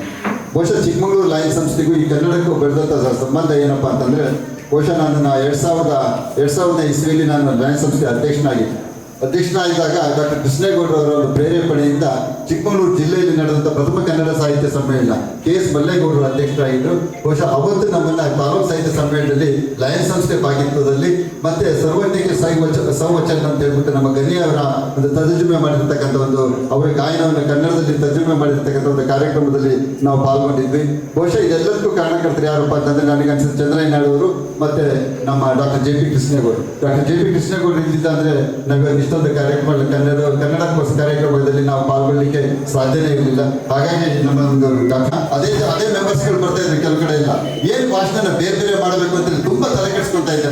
ತಲೆ ಕೆಡಿಸ್ಕೊಂಡು ನಾನು ಏನಾದ್ರು ರಿಪೀಟ್ ಮಾಡಬಾರ್ದು ಅಂತ ಹೇಳ್ಬಿಟ್ಟು ತುಂಬ ಆದರೆ ನಮ್ಮ ಚಟ್ಟಳ್ಳಿ ಮಹೇಶ್ವರವರು ಇವತ್ತು ಬಹುಶಃ ನಾನು ಕೇಳ್ತಾ ಇದ್ದೆ, ನಮ್ಮ ನಾರಾಯಣ ಸ್ವಾಮಿ ಅಂತ ಪ್ರತಿಯೊಂದು ಕಾರ್ಯಕ್ರಮದಲ್ಲಿ ವಿಭಿನ್ನವಾಗಿ ಮಾತನಾಡ್ತಕ್ಕಂಥದ್ದು. ಬಹುಶಃ ಎಲ್ಲರಿಗೂ ಸಾಧ್ಯ ಇಲ್ಲ, ಚಟ್ಟಳ್ಳಿ ಮಹೇಶ್ವರದ್ದು ಮಾತ್ರ ಈ ಒಂದು ಕೆಲಸ ಸಾಧ್ಯ. ಅದು ಬಹುಶಃ ಅವರಿಗೆ ದೇವರು ಕೊಟ್ಟಿರ್ತಕ್ಕಂಥ ಒಂದು ವರ ಅಂತ ನಾನು ಮಾಡಿದ್ದೀನಿ. ಆಮೇಲೆ ಪ್ರತಿ ಸಂಜೆ ಈ ಒಂದು ತಿಂಗಳು ಕೂಡ ಈ ಕಾರ್ಯಕ್ರಮದಲ್ಲಿ ಪಾಲ್ಗೊಳ್ಬೇಕು ಅಂತಂದ್ರೆ ಅದಕ್ಕೂ ಕೂಡ ಸಂಕಲ್ಪ ಬೇಕು. ಅವರ ವೈಯಕ್ತಿಕ ಬದುಕಿರ್ತದೆ, ಅದೆಲ್ಲವನ್ನು ತಿಳಿಸಿ ಈ ಒಂದು ಶ್ರಾವಣ ಮಾಸದ ಈ ಒಂದು ಕಾರ್ಯಕ್ರಮವನ್ನು ನಿರಂತರವಾಗಿ ಸುಮಾರು 3 ವರ್ಷಗಳಿಂದ ಮಾಡ್ಕೊಂಡು ಬರ್ತಿದ್ದಾರೆ ಅಂತಂದ್ರೆ ನಿಜವಾಗ್ಲೂ ಇಡೀ ನಮ್ಮ ಚಿಕ್ಕಮಗಳೂರು ಜನತೆ ಅವರೆಲ್ಲರೂ ಕೂಡ ಮೆಚ್ಚುಗೆಯನ್ನು ವ್ಯಕ್ತಪಡಿಸಬೇಕು. ಬಹುಶಃ ನನಗೆ ಒಂದು ಅನಿಸ್ತದೆ, ನಾರಾಯಣ ಸ್ವಾಮಿ ಮಾತನಾಡ್ತಿರ್ಬೇಕಾದ್ರೆ ಕೇಳ್ತಾ ಇದ್ರು, ಬಹುಶಃ ಇದೇ ಒಂದು ಸಭೆ ಕಮ್ಮಿ ಜನತೆ ಇರ್ತಕ್ಕಂಥದ್ದು, ಎಲ್ಲ ಹಳ್ಳಿಗಳಲ್ಲೂ ಕೂಡ ತುಳುತ್ತಾ ಇರ್ತಕ್ಕಂಥದ್ದು. ಆದರೆ ಪಟ್ಟಣಕ್ಕೆ ಬಂದ ತಕ್ಷಣವೇ ಈ ಸಾಹಿತ್ಯ ಅಭಿಮಾನಿಗಳು ಕಮ್ಮಿ ಆಗ್ತಿದ್ದಾರೆ ಅಂತ ಅಲ್ಲ. ಇವತ್ತು ಏನಾಗಿತ್ತು ಅಂತಂದ್ರೆ ಚಟ್ಟಳ್ಳಿ ಮಹೇಶ್ವರಿಗೆ ಒಂದು ಕ್ಲಾರಿಫಿಕೇಶನ್ ಕೊಡ್ತೀನಿ. ಬಹುಶಃ ನಿಮ್ಮನ್ನ ಬ್ಯಾರಿಕೇಡ್ಗಳನ್ನೆಲ್ಲ ಹಾಕ್ಬಿಟ್ಟು ಕೂಡ ಎಲ್ಲ ಕಡೆ ಅಂಗಡಿಗಳೆಲ್ಲ ಕ್ಲೋಸ್ ಮಾಡಿ ಜನಗಳಿಗೆ ಬರ್ಲಿಕ್ಕೆ ತೊಂದರೆಯಾಗಿ ಈ ಕಾರ್ಯಕ್ರಮಕ್ಕೆ ಜನ ಜಾಸ್ತಿ ಬಂದಿಲ್ಲ. ಹಾಗಾಗಿ ಚಿಕ್ಕಮಗಳೂರಿನಲ್ಲೂ ಕೂಡ ಕನ್ನಡ ಆಸಕ್ತರು ಇದ್ದಾರೆ, ಎಲ್ಲರೂ ಕೂಡ ಇದ್ದಾರೆ ಅಂತ ಮಾತನ್ನು ಹೇಳಿ ಈ ಒಂದು ಕಾರ್ಯಕ್ರಮ ಯಶಸ್ವಿಯಾಗಿರುವಂತಹ ಶ್ರೀ ಮಂಜೇಗೌಡ ಸರ್ ಅವರಿಗೂ ಕೂಡ ಈ ಒಂದು ಕಾರ್ಯಕ್ರಮದ ಪರವಾಗಿ ಹೃತ್ಪೂರ್ವಕವಾದಂತಹ ಸ್ವಾಗತವನ್ನು ಕೊಡ್ತಾ ಇದ್ದಾರೆ. ಇದೀಗ ಹರೀಶ್ ಸರ್ ಅವರಿಗೆ ಒಂದು ಗೌರವ ಸನ್ಮಾನ ನಡೀತಾ ಇದೆ. ಈ ಶ್ರಾವಣ ಅನ್ನೋದೇ ಒಂದು ಸಂಭ್ರಮ ಸಡಗರ. ಇದರಲ್ಲಿ ಭೂಮಿ ಪಲ್ಲವಿಸುತ್ತೆ, ಮಾವು ಚಿಗುರುತ್ತೆ, ಕೋಗಿಲೆ ಕೂಗುತ್ತೆ, ಜರಿ ಹುಟ್ಟುತ್ತೆ. ಅದರಿಂದ ಇದೊಂದು ನಮ್ಮ ಸಂಸ್ಕೃತಿನಲ್ಲಿ ಬಹಳ ವಿಶೇಷವಾದ್ದು. ಎಲ್ಲ ಗುಡಿಗುಂಡಾರಗಳಲ್ಲಿ ಅಭಿಷೇಕಗಳು, ಬೇರೆ ಬೇರೆ ಕಾರ್ಯಕ್ರಮಗಳು ನಡೆಯುತ್ತೆ, ಪ್ರವಚನಗಳು ನಡೆಯುತ್ತೆ. ನಮ್ಮ ಭಾಗದಲ್ಲಿ ಸ್ವಲ್ಪ ಕಡಿಮೆ. ಅದರಿಂದ ಚಟ್ಟಳ್ಳಿ ಮಹೇಶ್ವರನವರು ಕಳೆದ 10 ವರ್ಷದ ಹಿಂದೆ ಅದು ಇನ್ನೂ ಒಂದು ಶುರು ಮಾಡಬೇಕು ಅಂತೇಳಿ ಹೇಳಿದ್ರು. ಕಳೆದ 10 ವರ್ಷದಲ್ಲಿ ನಾವು ಶ್ರಾವಣದಲ್ಲ 3-4 ಬೇರೆ ಬೇರೆ ಕಾರ್ಯಕ್ರಮ ಮಾಡ್ತಾ ಇದ್ವಿ. ಕಳೆದ 3 ವರ್ಷದ ಹಿಂದೆ ಇದನ್ನ ಒಂದು ತಿಂಗಳು ಪೂರ್ತಿ ಶಾಲಾ ಕಾಲೇಜುಗಳು, ಸಂಸ್ಥೆಗಳು ಈ ಥರದಲ್ಲಿ ಶುರು ಮಾಡಿದ್ವಿ. ಕಳೆದ ವರ್ಷದಿಂದ ಮನೆ ಅಂಗಳದಲ್ಲಿ ಈ ಕಾರ್ಯಕ್ರಮ ಮಾಡಿದ್ವಿ. ರೋಹನ್ ಬಾಗು ನಮ್ಮ ಜೊತೆ ಸೇರಿ ಶಕ್ತಿ ಬಂತು. ಅದ್ರ ಜೊತೆಗೆ ಚಂದನ್ನು ಅವರ ಶ್ರೀಕಂಠನು ನಮ್ಮ ಜೊತೆಗೆ ಸೇರಿತು. ಈ ವರ್ಷ ಲಯನ್ಸ್ ಸಂಸ್ಥೆ ಜೊತೆಗೆ ಸೇರಿದೆ. ಜೊತೆಗೆ ಈ ಸಲ ಬಹಳ ಖುಷಿ ಅಂದ್ರೆ ನಮ್ಮ ಶಾಸಕರಾದಂಥ ತಮ್ಮಣ್ಣವರು ಒಂದು 5-6 ಕಾರ್ಯಕ್ರಮಗಳಿಗೆ ನಮ್ಮ ಜೊತೆಗೆ ಭಾಗವಹಿಸಿದ್ದಾರೆ. ಇದೊಂಥರ ಬೇರೆ ಬೇರೆ ತರದ ಕಾರ್ಯಕ್ರಮ, ಇದೊಂಥರ ಒಂದೇ ತರದಲ್ಲ. ಇದನ್ನ ನಮ್ಮ ಹರೀಶ್ ಅವರು ಕಡಿಮೆ ಜನ ಅಂತಂದ್ರು. ಕಡಿಮೆ ಜನಕ್ಕಿಂತ ಇದೊಂದು ವಿಶೇಷವಾದ ಕಾರ್ಯಕ್ರಮ. ಈ ತರ ವೈಭವಿಕ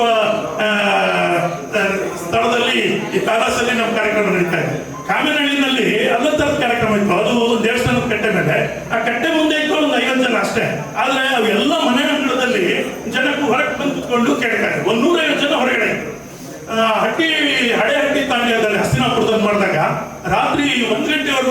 ಆಯ್ತು, ಸ್ವಾತಂತ್ರ್ಯ ದಿನಾಚರಣೆನೂ ಅಲ್ಲಾಯ್ತು. ಈ ತರ ಬೇರೆ ಬೇರೆ ತರದ ಆಯಾಮಗಳಲ್ಲಿ ಈ ಕಾರ್ಯಕ್ರಮ ನಡೀತಾ ಇದೆ. ಒಟ್ಟು ಇದೇನಂದ್ರೆ ಈ ಶ್ರಾವಣದ ನಮ್ಮ ಸಂಸ್ಕೃತಿಗೆ ಇರುವಂತಹ ಸೊಗಡನ್ನ ಜನರ ಮುಂದೆ ಇಡುವಂಥದ್ದು ನಮ್ಮ ಮಹೇಶಣ್ಣವರ ಉದ್ದೇಶ. ಮಹೇಶಣ್ಣ ಬಗ್ಗೆ ಈಗಾಗಲೇ ಎಲ್ಲರೂ ಹೇಳಿದ್ದಾರೆ. ಈ ಚಟ್ನಳ್ಳಿಯಿಂದ ಚಿಕಾಗೋಗೆ ಫೇಮಸ್ ಮಾಡಿದವರು ಈಗ 14ನೇ ಬಾರಿ ಹೋಗ್ತಾ ಇದ್ದಾರೆ. ಅವರು ನಮ್ಮ ಜೊತೆಗಿದ್ದು ಬೇರೆ ಬೇರೆ ವಿಚಾರಗಳಲ್ಲಿ ಮಾತಾಡ್ತಾರೆ. ಇವತ್ತು ನಮ್ಮ ವ್ಯಕ್ತಿ ನೋಡಿದ್ರೆ ನಿಮ್ಗೆ ಗೊತ್ತಾಗುತ್ತೆ, ಈ ಸರ್ವಪಕ್ಷ ಸರ್ವಜಾತಿ ಇದೊಂದು ಅನುಭವ ಮಂಟಪ. ಇದೇ ಒಂದು ಸ್ಫೂರ್ತಿ, ಒಂದು ಸಂತೋಷದ ಸಂಗತಿ. ಈ ಪಾಲ್ಗೊಳ್ತಿರೋಷ್ಟು ಬೇರೆ ಬೇರೆ ಸ್ಥಳದ, ಬೇರೆ ಬೇರೆ ವರ್ಗದ, ಬೇರೆ ಬೇರೆ ಗ್ರಾಮದ ಈ ತರ ಜನರು ಇದರಲ್ಲಿ ಪಾಲ್ಗೊಳ್ಬೇಕು ಅಂತ ನಮ್ಮ ಉದ್ದೇಶ. ಆ ವಿಚಾರದಲ್ಲಿ ನಮ್ಮ ಯಶಸ್ಸು ಆಗಿದೆ ಅಂತ ಹೇಳ್ತಾ ಈ ಕಾರ್ಯಕ್ರಮಕ್ಕೆ ಶುಭ ಹಾರೈಸಿ ನನ್ನನ್ನು ಈ ಕಾರ್ಯಕ್ರಮದಲ್ಲಿ ದೇಶಾದ್ಯಂತ ಚರ್ಚೆಗಳು ಶುರುವಾಗಿದೆ. ಚರ್ಚೆಗಳು ಒಳ್ಳೆಯವು ಇದ್ದಾವೆ, ಕೆಟ್ಟವು ಇದ್ದಾವೆ, ದೇಶ ಕಟ್ಟವು ಇದ್ದಾವೆ, ದೇಶ ಒಡೆಯವು ಇದ್ದಾವೆ, ಜನಗಳನ್ನ ಅಭಿವೃದ್ಧಿ ಪಡಿಸೋವು ಇದ್ದಾವೆ, ಜನಗಳ ಮನಸ್ಸನ್ನು ಹಾಳು ಮಾಡೋವು ಇದೆ. ಆದ್ರೆ ನಾವೇನು ಚರ್ಚೆ ಮಾಡ್ತೀವಿ ಜನಗಳ ಬಗ್ಗೆ ಅನ್ನೋದು ಬಹಳ ಮುಖ್ಯ ಅಂತ ಯೋಚನೆ ಮಾಡಿದಾಗ ಮಹೇಶಣ್ಣ ಹೇಳ್ತಾರೆ ಅಂದ್ರೆ ನನಗೆ ಸ್ವಲ್ಪ ಕಾನ್ಫಿಡೆನ್ಸ್ ಬಂತು. ದೇಶ ಕಟ್ಟೋದು, ಮನಸ್ಸನ್ನು ಕಟ್ಟೋ ಕಾರ್ಯಕ್ರಮ ಆಗಿರ್ತವೆ ಅಂತೇಳಿ ನಾನು ಇದು 2ನೇ ಕಾರ್ಯಕ್ರಮ. ಯಾಕೆಂತಂದ್ರೆ ಇವತ್ತು ದೇವರು, ಧರ್ಮಾಚರಣೆ ಒಬ್ಬೊಬ್ರು ಒಂದೊಂಥರ ಅದನ್ನ ವ್ಯಾಖ್ಯಾನ ಮಾಡ್ತಾ ಹೋಗ್ತಿರ್ತಕ್ಕಂಥದ್ದು ನಾವು ನೋಡಿದ್ದೀವಿ. ಈಗ ಕೆಲವರು ಅವರ ಆಚರಣೆಗಳು, ಕೆಲವರು ಮುಂದೆ ಕೈಯನ್ನು ಮುಂದಿಟ್ಕೊಂಡು ಅಲ್ಲಾಹು ಅಕ್ಬರ್ ಅಂತಾರೆ. ಅವ್ರಿಗೆ ಅದರಲ್ಲೇನೋ ನೆಮ್ಮದಿ ಸಿಕ್ಕಂತೆ, ಅವ್ರಿಗೆ ಮನಸ್ಸಿಗೆ ಶಾಂತಿ ಸಿಕ್ಕಂತೆ. ಇನ್ನು ಕೆಲವರು ಓ ನಮ ಶಿವಾಯ ಅಂತಾರೆ, ಅವ್ರಿಗೆ ಅಲ್ಲೇನೋ ನೆಮ್ಮದಿ ಶಾಂತಿ ಸಿಗುತ್ತೆ. ಅಂದ್ರೆ ಅವರವರ ಅಭಿರುಚಿಗೆ ಅನುಗುಣವಾಗಿ ಅವರ ಆಚರಣೆಗಳನ್ನು ಮಾಡೋದ್ರ ಮುಖಾಂತರ ಅವರ ಮನಃಶಾಂತಿಯನ್ನು ಕಟ್ಕೊಂಡು ಹೋಗ್ತಕ್ಕಂಥದ್ದು ಒಂದು ಪ್ರತೀತಿ ಇದೆ. ಅವ್ರಿಗೆ ಅದು ಮೀರಿದ್ದಿದೆ. ಏನಾಗಿದೆ, ಮಹೇಶಣ್ಣವರು ಅಂಥವ್ರಿಗೆ ಬುದ್ಧಿ ಹೇಳ್ಬೇಕಾಗತ್ತೆ. ಧರ್ಮ ಅಲ್ಲಿಗೊಂದು ಇತಿಮಿತಿ ಇದ್ದಾಗ ಅದು ನಿಜವಾಗ್ಲೂ ಧರ್ಮವಾಗಿ ಉಳ್ಕೊಳ್ಳುತ್ತೆ. ಅದೇ ರೀತಿ ಊಟನೂ ಅಷ್ಟೇ.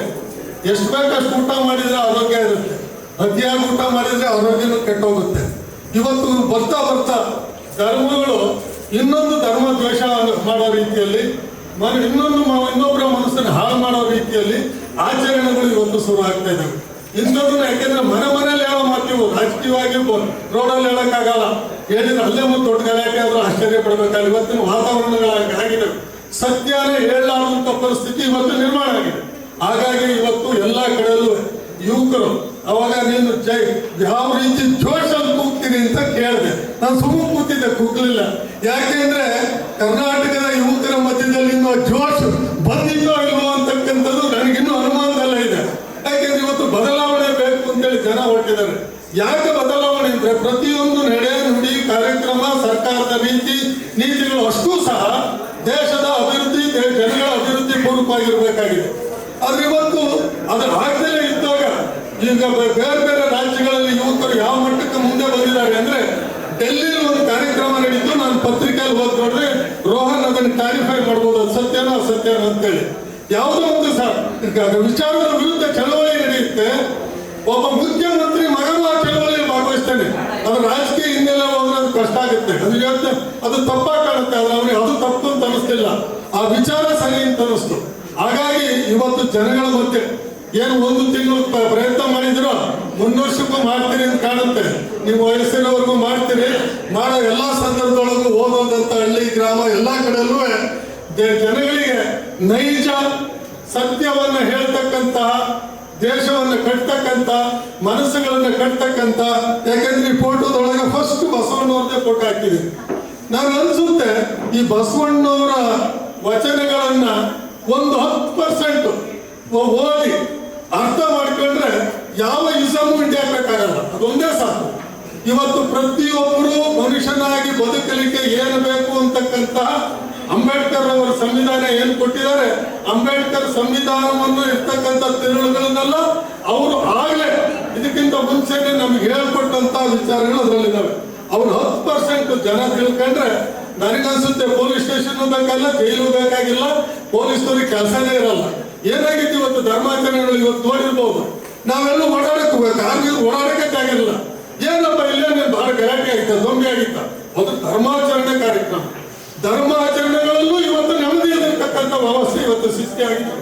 ಇದು ಹೋಗಬೇಕು ಅಂದ್ರೆ ಕೇವಲ ಮಹೇಶ್ ರೋಹನ್ ಮಾತ್ರ ಅಲ್ಲ, ಎಲ್ಲರೂ ಸತ್ಯನ ಹೇಳುವಂತ ಪ್ರಯತ್ನ ಮಾಡಬೇಕು. ರಾಜಕಾರಣಿಗಳು ಅಷ್ಟೇ, ಯಾರು ಸತ್ಯ ಹೇಳಕ್ಕಾಗಲ್ಲ, ಅವ್ರಿಗೆ ಸತ್ಯ ಹೇಳಿದ್ರೆ ಓಟ್ ಬರೋಲ್ಲ ಅಂತಕ್ಕಂಥ ಭಯ ಅವರಿಗೆ. ಹಾಗಾಗಿ ಅವ್ರು ಹೇಳಕ್ಕಾಗಲ್ಲ, ಯಾರಾದ್ರೂ ಬೇರೆ ಇದ್ದವರು ಹೇಳೋ ಪ್ರಯತ್ನ ಮಾಡಿ ಅಂತೇಳಿ ಇನ್ನು ಮುಂದೆ ನಾನು ಕರೆಸಿ ಮಾತಾಡ್ಬೇಕಾದ್ರೆ ಯೋಚನೆ ಮಾಡು ಅಂತೇಳಿ ನಾನು ಮಾತನ್ನು ಮುಗಿಸ್ತೀನಿ. ನಮಸ್ಕಾರ. ಅತ್ತ ಇತ್ತ ಹರಿದಾಡ್ತಾ ಇರ್ತಕ್ಕಂಥ ಮನಸ್ಸುಗಳನ್ನ ಕೆಲವಾರು ಗಂಟೆಗಳ ಕಾಲ ಹಿಡಿದಿಡಬೇಕು ಅಂತೇಳಿ ಪ್ರಾಯಶಃ ಹಿಡಿದಿರ್ತಕ್ಕಂಥ ನಿಟ್ಟಿನಲ್ಲಿ ನನ್ನ ಮಾತು ಭಾರಿ ಪ್ರಭಾವ ಇರುತ್ತೆ, ಪರಿಣಾಮ ಇರುತ್ತೆ ಅಂತಕ್ಕಂಥ ಆಶಯ ಅಲ್ಲ. ನೀವು ಇದು ಕೂತಾಗ ಕೇಳಿದಿರ ನಮ್ಮ ಚಂದನ ಹಾಡಿರ್ತಕ್ಕಂಥ ಹಾಡನ್ನ ರೋಹನ್ ಮಾತಾಡಿದ್ದನ್ನ, ಶಾಸ್ತ್ರಿಗಳು ಮಾತಾಡಿದ್ದು, ನಮ್ಮ ಉದ್ಘಾಟನೆ ಮಾಡಿದಂಥ ನಂಜೇಗೌಡರು, ಈಗಾಗಲೇ ನಮ್ಮ ಗುರುಗಳಾದಂಥ ಆರಾಧ್ಯರು ಮಾತಾಡಿದ್ದೆಲ್ಲ ಕೇಳಿದ್ದೆ. ವಾಸ್ತವ ಈ ಕಾರ್ಯಕ್ರಮದ ಆತ್ಯಂತಿಕವಾದಂಥ ಸತ್ಯ ಏನಪ್ಪ ಅಂದರೆ, ದಿನನಿತ್ಯದ ಜಂಜಡದಲ್ಲಿ ಬಳಲಿ ಬೆಂಡಾಗಿ ಬೇಸತ್ತಂಥ ಈ ಜೀವಕ್ಕೆ ಸ್ಫೂರ್ತಿ, ಪ್ಲೀಸ್ ಸರ್, ಸ್ಫೂರ್ತಿಯನ್ನು ಕೊಡಬಲ್ಲಂಥ ಮಹತ್ತರವಾದಂಥ ಶಕ್ತಿ ಯಾವ್ದಾದ್ರು ಇದೆ, ಅದು ಡೆಫಿನೆಟ್ ಆಗಿ ಸಂಗೀತಕ್ಕಿದೆ, ಸಾಹಿತ್ಯಕ್ಕಿದೆ ಅಂತಕ್ಕಂಥದ್ದನ್ನು ನಾನು ಹೇಳೋದಲ್ಲ, ನೀವು ಕೂಡ ಬಲ್ಲಿರಿ ಅಂತೇಳಿ. ಆ ಕಾರಣಕ್ಕೋಸ್ಕರ ತುಂಬ ವೈಜ್ಞಾನಿಕವಾಗಿ ತುಂಬ ಎತ್ತರದಲ್ಲಿ ಇರ್ತಕ್ಕಂಥ ಇಂಥ ಸಂದರ್ಭದಲ್ಲಿ, ಆಧುನಿಕವಾದಂಥ ಒಂದು ಸ್ಪರ್ಧಾತ್ಮಕವಾದಂಥ ಜಗತ್ತಿನಲ್ಲಿ ಇಡೀ ನಮ್ಮ ಬದುಕು ಅಂತಕ್ಕಂಥದ್ದು ಒತ್ತಡ ಸಿಕ್ಕಿರ್ತಕ್ಕಂಥ ಸಂದರ್ಭದಲ್ಲಿ, ಆ ಒತ್ತಡದಿಂದ ಕ್ಷಣಕಾಲ ದೂರ ಇದ್ದು ಒಂದು ರಸಗಳಿಗೆಯನ್ನು ನಿರ್ಮಾಣ ಮಾಡತಕ್ಕಂಥ ಜವಾಬ್ದಾರಿ ಅದು ಕೇವಲ ಒಂದು ಸಂಘ ಸಂಸ್ಥೆಯ ಮೇಲೆ ಅಲ್ಲ, ಅದು ಪ್ರತಿ ಮನೆಯಿಂದ ಪ್ರಾರಂಭ ಆಗಬೇಕು, ಆ ಮುಖೇನ ಪ್ರತಿ ವ್ಯಕ್ತಿಯಿಂದ ಪ್ರಾರಂಭ ಆಗಬೇಕು ಅಂತಕ್ಕಂಥ ಆಶಯವನ್ನು ಹೊತ್ತು ನಾವೀಗ ಕೆಲವಾರು ವರ್ಷಗಳಿಂದ ಈ ಕಾರ್ಯಕ್ರಮವನ್ನು ಹಾಕೊಂಡು ಬಂದಿದ್ದೀವಿ. ವಿಶೇಷವಾಗಿ ನಮ್ಮ ರೋಹನ್ ಬೋರ್ಗೊಬ್ಬರಿ, ನಮ್ಮ ಪ್ರಬಲಿಂಗ್ ಶಾಸ್ತ್ರಿಗಳು ಮತ್ತು ಲಯನ್ಸ್ ಕ್ಲಬ್ದವ್ರು ಕೈ ಜೋಡಿಸಿದಂಥ ಪರಿಣಾಮವಾಗಿ ಈ ವರ್ಷದ ಹ್ಯಾಟ್ರಿಕ್ ಕಾರ್ಯಕ್ರಮ ಎಷ್ಟು ಮಟ್ಟಿಗೆ ಯಶಸ್ವಿಯಾಗಿದೆ ಅಂದರೆ, ರಾತ್ರಿ ಸರ್ ಮಾತಾಡಬೇಡಿ ಸರ್ ಪ್ಲೀಸ್, ಜಸ್ಟ್ ಮಾತಾಡ್ತಾ ಹೋದರೆ ಅದು ಮಾತು ಅನಿಸುತ್ತೆ, ಅದು ಸಭೆ ಅನ್ಸಲ್ಲ. ನಾನು ಈ ಸಮಾರಂಭದಲ್ಲಿ ಡಿಸಿಪ್ಲಿನ್ ತುಂಬ ನಿರೀಕ್ಷೆ ಮಾಡ್ತೀನಿ. ಈ ಕೇಳಿದ್ರೆ ಹೆಂಗಿರ್ಬೇಕಪ್ಪ ಅಂದರೆ, ನಿಮ್ಗೆ ಗೊತ್ತಿದೆ ನಮ್ಮ ಸಂಸ್ಕೃತಿಯಲ್ಲಿ ಕೇಳ್ತಕ್ಕಂಥದ್ದನ್ನ ಶ್ರವಣ ಯೋಗ ಅಂತಾರೆ. ಜೂನ್ 22ನೇ ತಾರೀಕು ಯೋಗ ದಿನಾಚರಣೆ ಮಾಡ್ತಿಲ್ಲ, ಅವತ್ತಷ್ಟೇ ಇಲ್ಲ ಯೋಗ. ನಾವು ಊಟ ಮಾಡ್ಬೇಕಾದ್ರೆ ಯೋಗದ ನಿರ್ಮಾಣ ಆಗ್ಬೇಕು, ನಾವು ಮಾತಾಡ್ಬೇಕಾದ್ರೆ ಯೋಗದ ನಿರ್ಮಾಣ ಆಗ್ಬೇಕು, ನಾವು ಒಂದು ಹಾಡು ಕೇಳಬೇಕಾದ್ರೆ ಯೋಗದ ನಿರ್ಮಾಣ ಆಗ್ಬೇಕು ಸರ್. ಆ ಯೋಗದ ಸ್ಥಿತಿ ನಿರ್ಮಾಣ ಮಾಡ್ತಕ್ಕಂಥದ್ದೇ ನೆಲದ ಸಂಸ್ಕೃತಿಯ ತತ್ವ, ಅದ್ರ ಶಕ್ತಿ ಅಂತೇಳಿ. ಹಾಗಾಗಿ ನಾನು ಕೇಳ್ತಕ್ಕಂಥದ್ದನ್ನ ಶ್ರವಣ ಯೋಗ ಅಂತಾರೆ. ಇಲ್ಲಿ ಮಾತಾಡೋದು ಅಷ್ಟೇ ಸರ್, ಸುಮ್ಮನೆ ಮಾತಾಡೋಲ್ಲ, ಮಾತಾಡ್ತಕ್ಕಂಥದ್ದು ಪ್ರವಚನ ಯೋಗ ಅಂತಾರೆ. ಈ ಪ್ರವಚನ ಯೋಗ ಶ್ರವಣ ಯೋಗದ ಸಮನ್ವಯ ಇದೆಯಲ್ಲ, ಅದನ್ನು ಸಾಧಿಸಿದಾಗ ನಮ್ಮ ನೆಲದ ಅದ್ಭುತವಾದಂಥ ಸಂಸ್ಕೃತಿಯ ದರ್ಶನ ಆಗುತ್ತೆ. ಆ ಸಂಸ್ಕೃತಿಯ ದರ್ಶನ ಮತ್ತು ಸಾಕ್ಷಾತ್ಕಾರದ ಒಂದು ಡೆಮೋ ಇದೆಯಲ್ಲ, ಅದು ನಮ್ಮ ಆಷಾಢ ಶ್ರವಣ ಸಂಜೆ ಕಾರ್ಯಕ್ರಮ ಅಂತಕ್ಕಂಥದ್ದನ್ನ ನಾನು ಹೆಮ್ಮೆಯಿಂದ ಹೇಳ್ತೀನಿ, ಅಭಿಮಾನದಿಂದ ಹೇಳ್ತೀನಿ. ರಾತ್ರಿ ಸುಮಾರು ಎಸ್ಬಿದ್ರಲ್ಲಿ 600ರಿಂದ 700 ಜನ ಸರ್. ಕೇಬೇಳ ಅಂತ ಒಂದು ಜಾಗದಲ್ಲಿ ಸಡನ್ ಆಗಿ ತೀರ್ಮಾನ ಮಾಡಿದ್ರು ನಮ್ಮ ರೋಹನ್. ಅವತ್ತು ಹೋದ್ರೆ ಸುಮಾರು ನಿಮ್ಗೆ ಆಶ್ಚರ್ಯ ಆಗುತ್ತೆ, 400-500 ಜನ ಕೂತಿ ಹೇಗೆ ಅಂದರೆ ಕಾರ್ಯಕ್ರಮ 10:30 ಕೂತ್ರು ಇದಾಗಲಿಲ್ಲ. ನಮ್ಮ ಮಾನ್ಯ ಶಾಸಕರಾದವರು ನಮ್ಮ ಇದಕ್ಕೆ ಬಂದಿದ್ರು, ಹಳೆಯಟ್ಟಿ ತಾಂಡಕ್ಕೆ. ರಾತ್ರಿ 12:30 ನಾನು ಸಂಭ್ರಮದ ವಾತಾವರಣ ನೋಡ್ತೀರಾ ನೀವು. ಬೆಳಗ್ಗೆ ಎದ್ರೆ ಸ್ವಾತಂತ್ರ್ಯ ದಿನಾಚರಣೆ ಅಂದರೆ ಇಡೀ ತಾಂಡ್ಯ ಅಲ್ಲಿ ರಂಗೋಲಿ ಹಾಕಿ, ಸೀರಿಯಲ್ ಸೆಟ್ ಹಾಕಿ, ಲೈಟ್ ಹಾಕಿ, ನಿಮ್ಗೆ ಆಶ್ಚರ್ಯ ಆಗುತ್ತೆ. ಒಂದು ಸಾಹಿತ್ಯದ ಸತ್ವ ಏನು ಬದಲಾವಣೆ ಮಾಡ್ಬೋದು ಅಂದರೆ, ಅವ್ರು ಹಿಂದಿನ ದಿವಸ ತೀರ್ಮಾನ ಮಾಡಿದ್ರು ಸರ್ ಪಂಚಾಯತಿ ಸೇರಿ, ನಾಳೆ ಇಂಥ ಕಾರ್ಯಕ್ರಮ ನಮ್ಮಲ್ಲಿ ಆಗ್ತಾ ಇದೆ ಅಂದರೆ ಯಾರಾದರೂ ಎಣ್ಣೆ ಹೊಡೆದು ಇಲ್ಲಿ ಪ್ರತ್ಯಕ್ಷ ಆದರೆ ನಿಮಗೆ 1000 ರೂಪಾಯಿ ದಂಡ ಅಂತೇಳಿ ತೀರ್ಮಾನ ಮಾಡಿದ್ರು. ಎಲ್ಲಿ ನಿರೀಕ್ಷೆ ಮಾಡಿದ್ದೀವಿ ಇಂದ ತುಂಬಾ ಶೋಷಣೆಗೊಳಗಾದಂತಹ ಲಂಬಾಣಿ ಸಮುದಾಯದ ಜಾಗದಲ್ಲಿ ಅಂತ ಒಂದು ಜಾಗೃತಿ ಬಂದಿದೆ ಅಂದರೆ ಇದು ಈ ಸಾಹಿತ್ಯದ ತಾಕತ್ತು ಅಂತೆ, ಇದು ಆಷಾಢ ಮತ್ತು ಶ್ರಾವಣ ಸಂಜೆಯ ತಾಕತ್ತು ಅಂತೆ. ಆ ಕಾರಣಕ್ಕೋಸ್ಕರ ಇಂಥ ಕಾರ್ಯಕ್ರಮದ ಇಲ್ಲಿ ಆಯೋಜನೆ ಮಾಡಿದಂಥ ನಮ್ಮ ಯಾರು ಹರೀಶ್ ಇದ್ದಾರಲ್ಲ, ನಮ್ಗೆ ಯಾವತ್ತು ಬ್ಯಾಕಿಂಗ್ ಈಗೆಲ್ಲ ಮಾತಾಡ್ಬೇಕಾದ್ರೆ ಹೇಳ್ತಾ ಇದ್ದೆ ಏನಂತ, ಹೇಗೆ ಚಂಡಾಳಿ ಮಹೇಶ್ವರ ಇಷ್ಟನೇ ಸಾರಿ ಅಮೆರಿಕಾಕ್ಕೆ ಹೋಗ್ತಾರೆ, ಅಲ್ಲಿ ಹೋಗ್ತಾರೆ ಅಂತೇಳಿ ಖಚಿತವಾಗಿ ಹೇಳ್ತೀನಿ. ಅದು ನನ್ನ ಹೆಗ್ಗಳಿಕೆ ಏನಲ್ಲ, ನನಗೆ ಮೀರಿದಂಥ ಸಾವಿರ ವಿದ್ವಾಂಸರು ಜಗತ್ತಿನಲ್ಲಿದ್ದಾರೆ. ನಾವು ಮೀರಿದಂಥ ಅನೇಕ ಸಾಹಿತ್ಯದ ಸತ್ವ ಇರ್ತಕ್ಕಂಥ ಹಿರಿಯ ಪರಂಪರೆಯೇ. ಆದರೆ ಅವ್ರಿಗೆಲ್ಲೂ ಸಿಗದೆ ಇರ್ತಕ್ಕಂಥ ಒಂದು ಅವಕಾಶ ನನಗೆ ಸಿಕ್ಕಿದೆ ಅಂದರೆ ಅದು ನನ್ನ ತಾಕತ್ತಲ್ಲ, ನಂದಲ್ಲದು, ಅದು ನಿಮ್ಮಂಥವ್ರು ತೋರಿಸ್ತಾ ಇರ್ತಕ್ಕಂಥ ಪ್ರೀತಿ, ನಮ್ಮ ಅಜ್ಜ ಮುತ್ತಜ್ಜಿಗಳ ಪುಣ್ಯ, ನಮ್ಮ ಗುರು ಹಿರಿಯರ ಕೃಪೆ, ಇಲ್ಲಿ ಜನಪ್ರತಿನಿಧಿಗಳಾಗಿರ್ತಕ್ಕಂಥ ಶಾಸಕರಾಗಿರ್ಬೋದು, ಹಿರಿಯರಾಗಿರ್ಬೋದು, ಅವರ ಗುಣಗ್ರಾಹಿತನ ಅಂತಕ್ಕಂಥದ್ದು ಇದೆಯಲ್ಲ, ಅದು ನನ್ನನ್ನು ಈ ಕ್ಷೇತ್ರದಲ್ಲಿ ಇಷ್ಟು ಕ್ರಿಯಾಶೀಲವಾಗಿ ಇಟ್ಟಿದೆ ಅಂತಕ್ಕಂಥ ಮಾತನ್ನ ಅತ್ಯಂತ ಸದೃಢತೆಯಿಂದ ನಮಗೆ ಪ್ರಸ್ತಾಪ ಮಾಡ್ತಾ ನನಗೆ ಬರ್ತಿರ್ಬೇಕಾದ್ರೆ ಹೇಳಿದೆ, ನಮಗೊಂದು ಆಸೆ ಇರುತ್ತೆ. ಎಲ್ಲೆಲ್ಲ ಆಸೆ ಇರುತ್ತೆ ಅಂದರೆ, ಯಾವುದಾದ್ರೂ ನಮ್ಮ MLA ಅವರ ಶಿಫಾರಸನ್ನು ಬಳಸಿ ಈ ವಿಧಾನಸೌಧದಲ್ಲಿ ಬ್ಯಾಂಕ್ವೆಟ್ ಹಾಲಲ್ಲಿ ಒಂದು ಭಾಷಣ ಮಾಡಬೇಕು ಅನ್ನೋದಿತ್ತಲ್ಲ, ಆ ಬ್ಯಾಂಕ್ವೆಟ್ ಹಾಲಲ್ಲಿ ಭಾಷಣ ಮಾಡಬೇಕು ಅಂತಕ್ಕಂಥ ಆಸೆನ ಇವತ್ತು ನಮ್ಮ ಭಗವತಿ ಹರೀಶನ ಇಲ್ಲೇ ತೀರಿಸ್ಬಿಟ್ರಲ್ಲ ಅಂತೇಳಿ, ನಿಜಕ್ಕೂ ಕೂಡ ವಿಧಾನಸೌಧ ಬ್ಯಾಂಕ್ವೆಟ್ ಹಾಲಲ್ಲಿ ಭಾಷಣ ಮಾಡ್ದಂಗೆ ಆಗ್ತದೆ ಅಂತೇಳಿ ನಾನು ಅಲ್ಲಿ ಬಂದು ಟ್ರಾಫಿಕಲ್ಲಿ ಸಿಗಾಕೊಂಡಿದ್ದೆ. ನನಗೆ ಅನ್ಸುತ್ತೆ ಆಗ ಎಲ್ಲೂ ನೆನಪದು ನನಗೆ ಅಂತೇಳಿ ಹರೀಶ್ ಅಣ್ಣ ಫೋನ್ ಮಾಡಿದ್ದು, ಎಲ್ಲಿದ್ದೀರಾ ಅಂತೇಳಿ. ಅವ್ರಿಗೆ ಗೊತ್ತು ನಾವು ಮುದ್ದೇಪುರದಿಂದ ಇದ್ದೀವಿ ಅಂದ್ರೆ ಇದು ಊರು ಬಿಟ್ಟಂಗೆ ಕಾಣಲ್ಲ ಅಂತಿದ್ರು ಅವರು. ನಾನು ಹೇಗೆ ಮಾರ್ಕೆಟ್ ರೋಡಲ್ಲಿ ಇದ್ದೀನಿ, ಇಲ್ಲಿ ಬಿಟ್ಟಂಗೆ ಕಾಣಿಲ್ಲ ಅಂತಿದ್ರು ಅಂತ. ನಾನು ನೆನಪಾದಂಥ ಒಂದು ಅದ್ಭುತವಾದಂಥ ಒಂದು ಪ್ರಸಂಗ ನೆನಪಾಯಿ. ನಮ್ಮ ಹಳ್ಳಿಗರಿದೀವಲ್ಲ, ಹಳ್ಳಿಗರಲ್ಲಿ ಸುಳ್ಳು ಹೇಳೋದು ಕೂಡ ಒಂದು ಅದ್ಭುತವಾದ ಆರ್ಟ್ ಸರ್. ಅದು ಎಷ್ಟು ಮಟ್ಟಿಗೆ ಕಲೆ ಕರಗದಾಗಿರುತ್ತೆ ಅಂದರೆ ನೀವು ಕಲ್ಪನೆ ಮಾಡ್ಲಿಕ್ಕೂ ಸಾಧ್ಯ ಇಲ್ಲ ಅಂತೇಳಿ. ಸುಳ್ಳಿದೆ. ನಮ್ಮ ಆರಾಧ್ಯ ಗುರುಗಳು ಹೇಳ್ತಾರೆ ಯಾವತ್ತು ಸತ್ಯ ಹೇಳಬೇಕು ಅಂತೇಳಿ. ನಮ್ಮ ಸೂಕ್ತಿ, ಋಷಿ ಸೂಕ್ತಿ ನಮ್ಮ ಸ್ಪಷ್ಟವಾದ ಸಂದೇಶ ಕೊಟ್ಟಿದೆ. ಸತ್ಯ ಹೇಳ್ಬೇಕು. ನಿಜ ಸರ್. ಹೆಂಗೆ ಹೇಳ್ಬೇಕು? ಸತ್ಯಂ ಬ್ರೂಯ, ಸತ್ಯ ಹೇಳು. ಪ್ರಿಯಂ ಬ್ರೂಯ, ಪ್ರಿಯವಾದ ಸತ್ಯ ಹೇಳು. ನ ಬ್ರೂಯ ಅಪ್ರಿಯಂ ಸತ್ಯಂ. ಇಲ್ಲಪ್ಪ ಸತ್ಯನೇ, ಅದು ಕೇಳಿದ್ರೆ ಸ್ವಲ್ಪ ಹಿಂಸೆ ಆಗ್ತದೆ, ಅದು ಹೇಳಲೇಬೇಡ ಅನ್ನತ್ತೆ ಅಂತೇಳಿ. ಇದು ಸತ್ಯದ ಬಗ್ಗೆ ಕೊಟ್ಟಿರ್ತಕ್ಕಂಥ ವ್ಯಾಖ್ಯಾನ. ಆದರೂ ಕೂಡ ಹೇಳಲೇಬೇಕಾಗುತ್ತೆ ಅಂತಕ್ಕಂಥ ಅವ್ರ ವಾದವನ್ನು ಕೂಡ ಒಪ್ಕೊಳ್ತಾ ಆ ಸುಳ್ಳಿನ ಬಗ್ಗೆ ನಮ್ಮದು ಬಿದ್ದಾವ. ಅವನು ನಕಲಿ ರಾಮಣ್ಣ ಅಂತೇಳಿ ಅವ್ನು ಬಂದ್ಬಿಟ್ಟು ಒಂದು ನಗೆ ಎದ್ಬಿಡೋದು ಸರ್. ನೀವು ಯೋಚನೆ ಮಾಡೋಕ್ಕೂ ಸಾಧ್ಯ ಇಲ್ಲ. ಸುಳ್ಳಿಗೆ ಒಂದು ಕಲರ್ಫುಲ್ ಸುಳ್ಳು ಅಂತೀವಲ್ಲ, ಅದೊಂದು ಆರ್ಟ್ ಅಂತೀವಲ್ಲ, ಅದು ನಮ್ಮ ಜನಪದ ಸಂಸ್ಕೃತಿಯಲ್ಲಿ ಹಳ್ಳಿಗಳಲ್ಲಿ ಹೆಂಗಿರುತ್ತೆ ಇರಲಿಕ್ಕೆ ಅದೊಂದು ಸ್ಪಷ್ಟ ಉದಾಹರಣೆ ನಿಮ್ಗೆ ಹೇಳುತ್ತೆ ಅಂತೇಳಿ. ಅವ್ನು ಬೇಸ ಬಿಡ್ಕೊಂಡು ಹೋಗ್ತಿದ್ದ, ಓದೋದೇ ಬಂದ್ಬಿಟ್ಟ. ಸಡನ್ ಆಗಿ ಓಡಿ ಬಂದಾನೆ ನಮ್ಮ ದೇವಸ್ಥಾನದ ಹತ್ರ ಅಲ್ಲಿ ಇಲ್ಲಿ ಉರ್ಮನ್ ಸೇರ್ಕೊಳ್ಳೋಣ ಹೋಗ್ತಿದ್ದೆ ಕಣ. ಬೇಸ ಹೊಡ್ಕೊಂಡು ಜೀವನದಾಗ ಅಂತ ಹಾವು ನೋಡಿರ್ಲಿ ಕಣ. ಹೆಂಗಿತ್ತಣ ಹಾವು ಅಂದ್ರೆ ನಾನು ರೋಡಾಗ ಹೋಗ್ತಿದ್ದೆ, ಅಡ್ಡಿ ಬಂದ್ಬಿಡ್ತಲ್ಲ. ಏನು ಬಂತು ಬಂತು ಬಂತು ಬಂತು ಓತು ಓತು ಓತು ನೀನು ಹೋಗುತ್ತೆ ಹೋಗುತ್ತೆ ಹೋಗುತ್ತೆ ಬಾಲ ಬರುತ್ತೆ ಅಂತ ಕಾಯ್ತಾ ಇದೀನಿ. ಬೆಳಿಗ್ಗೆ 8 ಗಂಟೆಗೆ ನೋಡ್ತೀವಿ ಕಣ, 12 ಗಂಟೆ ಆದ ಕಾರಣ ಸಂಜೆ 4 ಗಂಟೆ ಆಯ್ತು ಹೋಗ್ಲೇ ಇತ್ತು ಕಣ. ಹೋಗಿದ್ದೆ ಮುಗಿಯಂಗೆ ಇಲ್ಲ. ಕಡೆಗೆ ಒತ್ಬಿಡ್ಕೊ ಬಂತು ನೋಡ್ತೀನಿ ಬಾಲ್ ಇನ್ನು ಆ ಕಡೆ ತುದಿ ನಿಂತ್ಕೊಳ್ಳೋಣ. ಇಷ್ಟು ದಿನ ಹೋಗಕ್ಕಾಗಲ್ಲ ಅಂತೇಳಿ ವಾಪಸ್ ಬಂದ್ಬಿಟ್ಟೆ ಅಂತೇಳಿ. ಒಂದು ಇನ್ಸಿಡೆಂಟ್ ಎಷ್ಟು ಮಟ್ಟಿಗೆ ಕಟ್ತಾರಲ್ವಾ, ಇದು ನಮ್ಮ ಜನಪದ ಸಾಹಿತ್ಯದ ಸತ್ವ ಸರ್. ಅವ್ರು ಬಂದು ಹೇಳ್ಬೇಕಾದ್ರೆ ಅಂದ್ಬಿಡ್ತಾರಣ. ನೋಡಿದೆ ಹಾವು ಹೆಂಗಿತ್ತು ಅಂದ್ರೆ 1000 ಅಡಿ ಸರ್ಪ ಕಣ. ಅಟ್ ನಿಂತ್ಕೊಂಡ ತಕ್ಷಣ ಮೈ ಚುಮ್ಮಂದು ಬಿಡುತ್ತೆ ಅಂತ. ಸುಕ್ಕುಗಳಲ್ಲಿ 1000 ಅಡಿ ಸರ್ಪ ಇರ್ತೇನೋ, ಇಲ್ಲವೆಲ್ಲ ಮಾತಾಡ್ತೀವಿ, ಬರೀ ಸುಳ್ಳು ಹೇಳೋದೇ ಆಗ್ಬಿಡ್ತಿ. ಇಲ್ಲ ಕಣ, ಸುಳ್ಳು ಕಣ, 1000 ಅಡಿ ಅಲ್ಲ ಕಣ, ಕರೆಕ್ಟಾಗಿ ಎಣಿಸ್ತೇನೆ 101 ಎಡೆ ಕಣ. ಹೇಳ್ತು ಒಂಬೈನೂರು ತಿಂಗಳ ಸರ್. ಅಣ್ಣ 101 ಎಡೆ ಮೈ ಚುಮ್ಮಂದು ಬಿಡುತ್ತೆ ಕಣ ಅಂತೇಳಿ. ಇಲ್ಲಪ್ಪ ಅವು ಸುಳ್ಳು ಕಣಪ್ಪ. ಸಾಮಾನ್ಯ ನಾವು ಸ್ನೇಹಿತರ ಅಧ್ಯಯನ ಮಾಡ್ತಾರಲ್ಲ, 101 ಎಡೆ ಇಲ್ಲ, 101 ಎಡೆ ಅಲ್ಲ ಕಣ, 7 ಎಡೆ ಸರ್ಪ ಕಣ.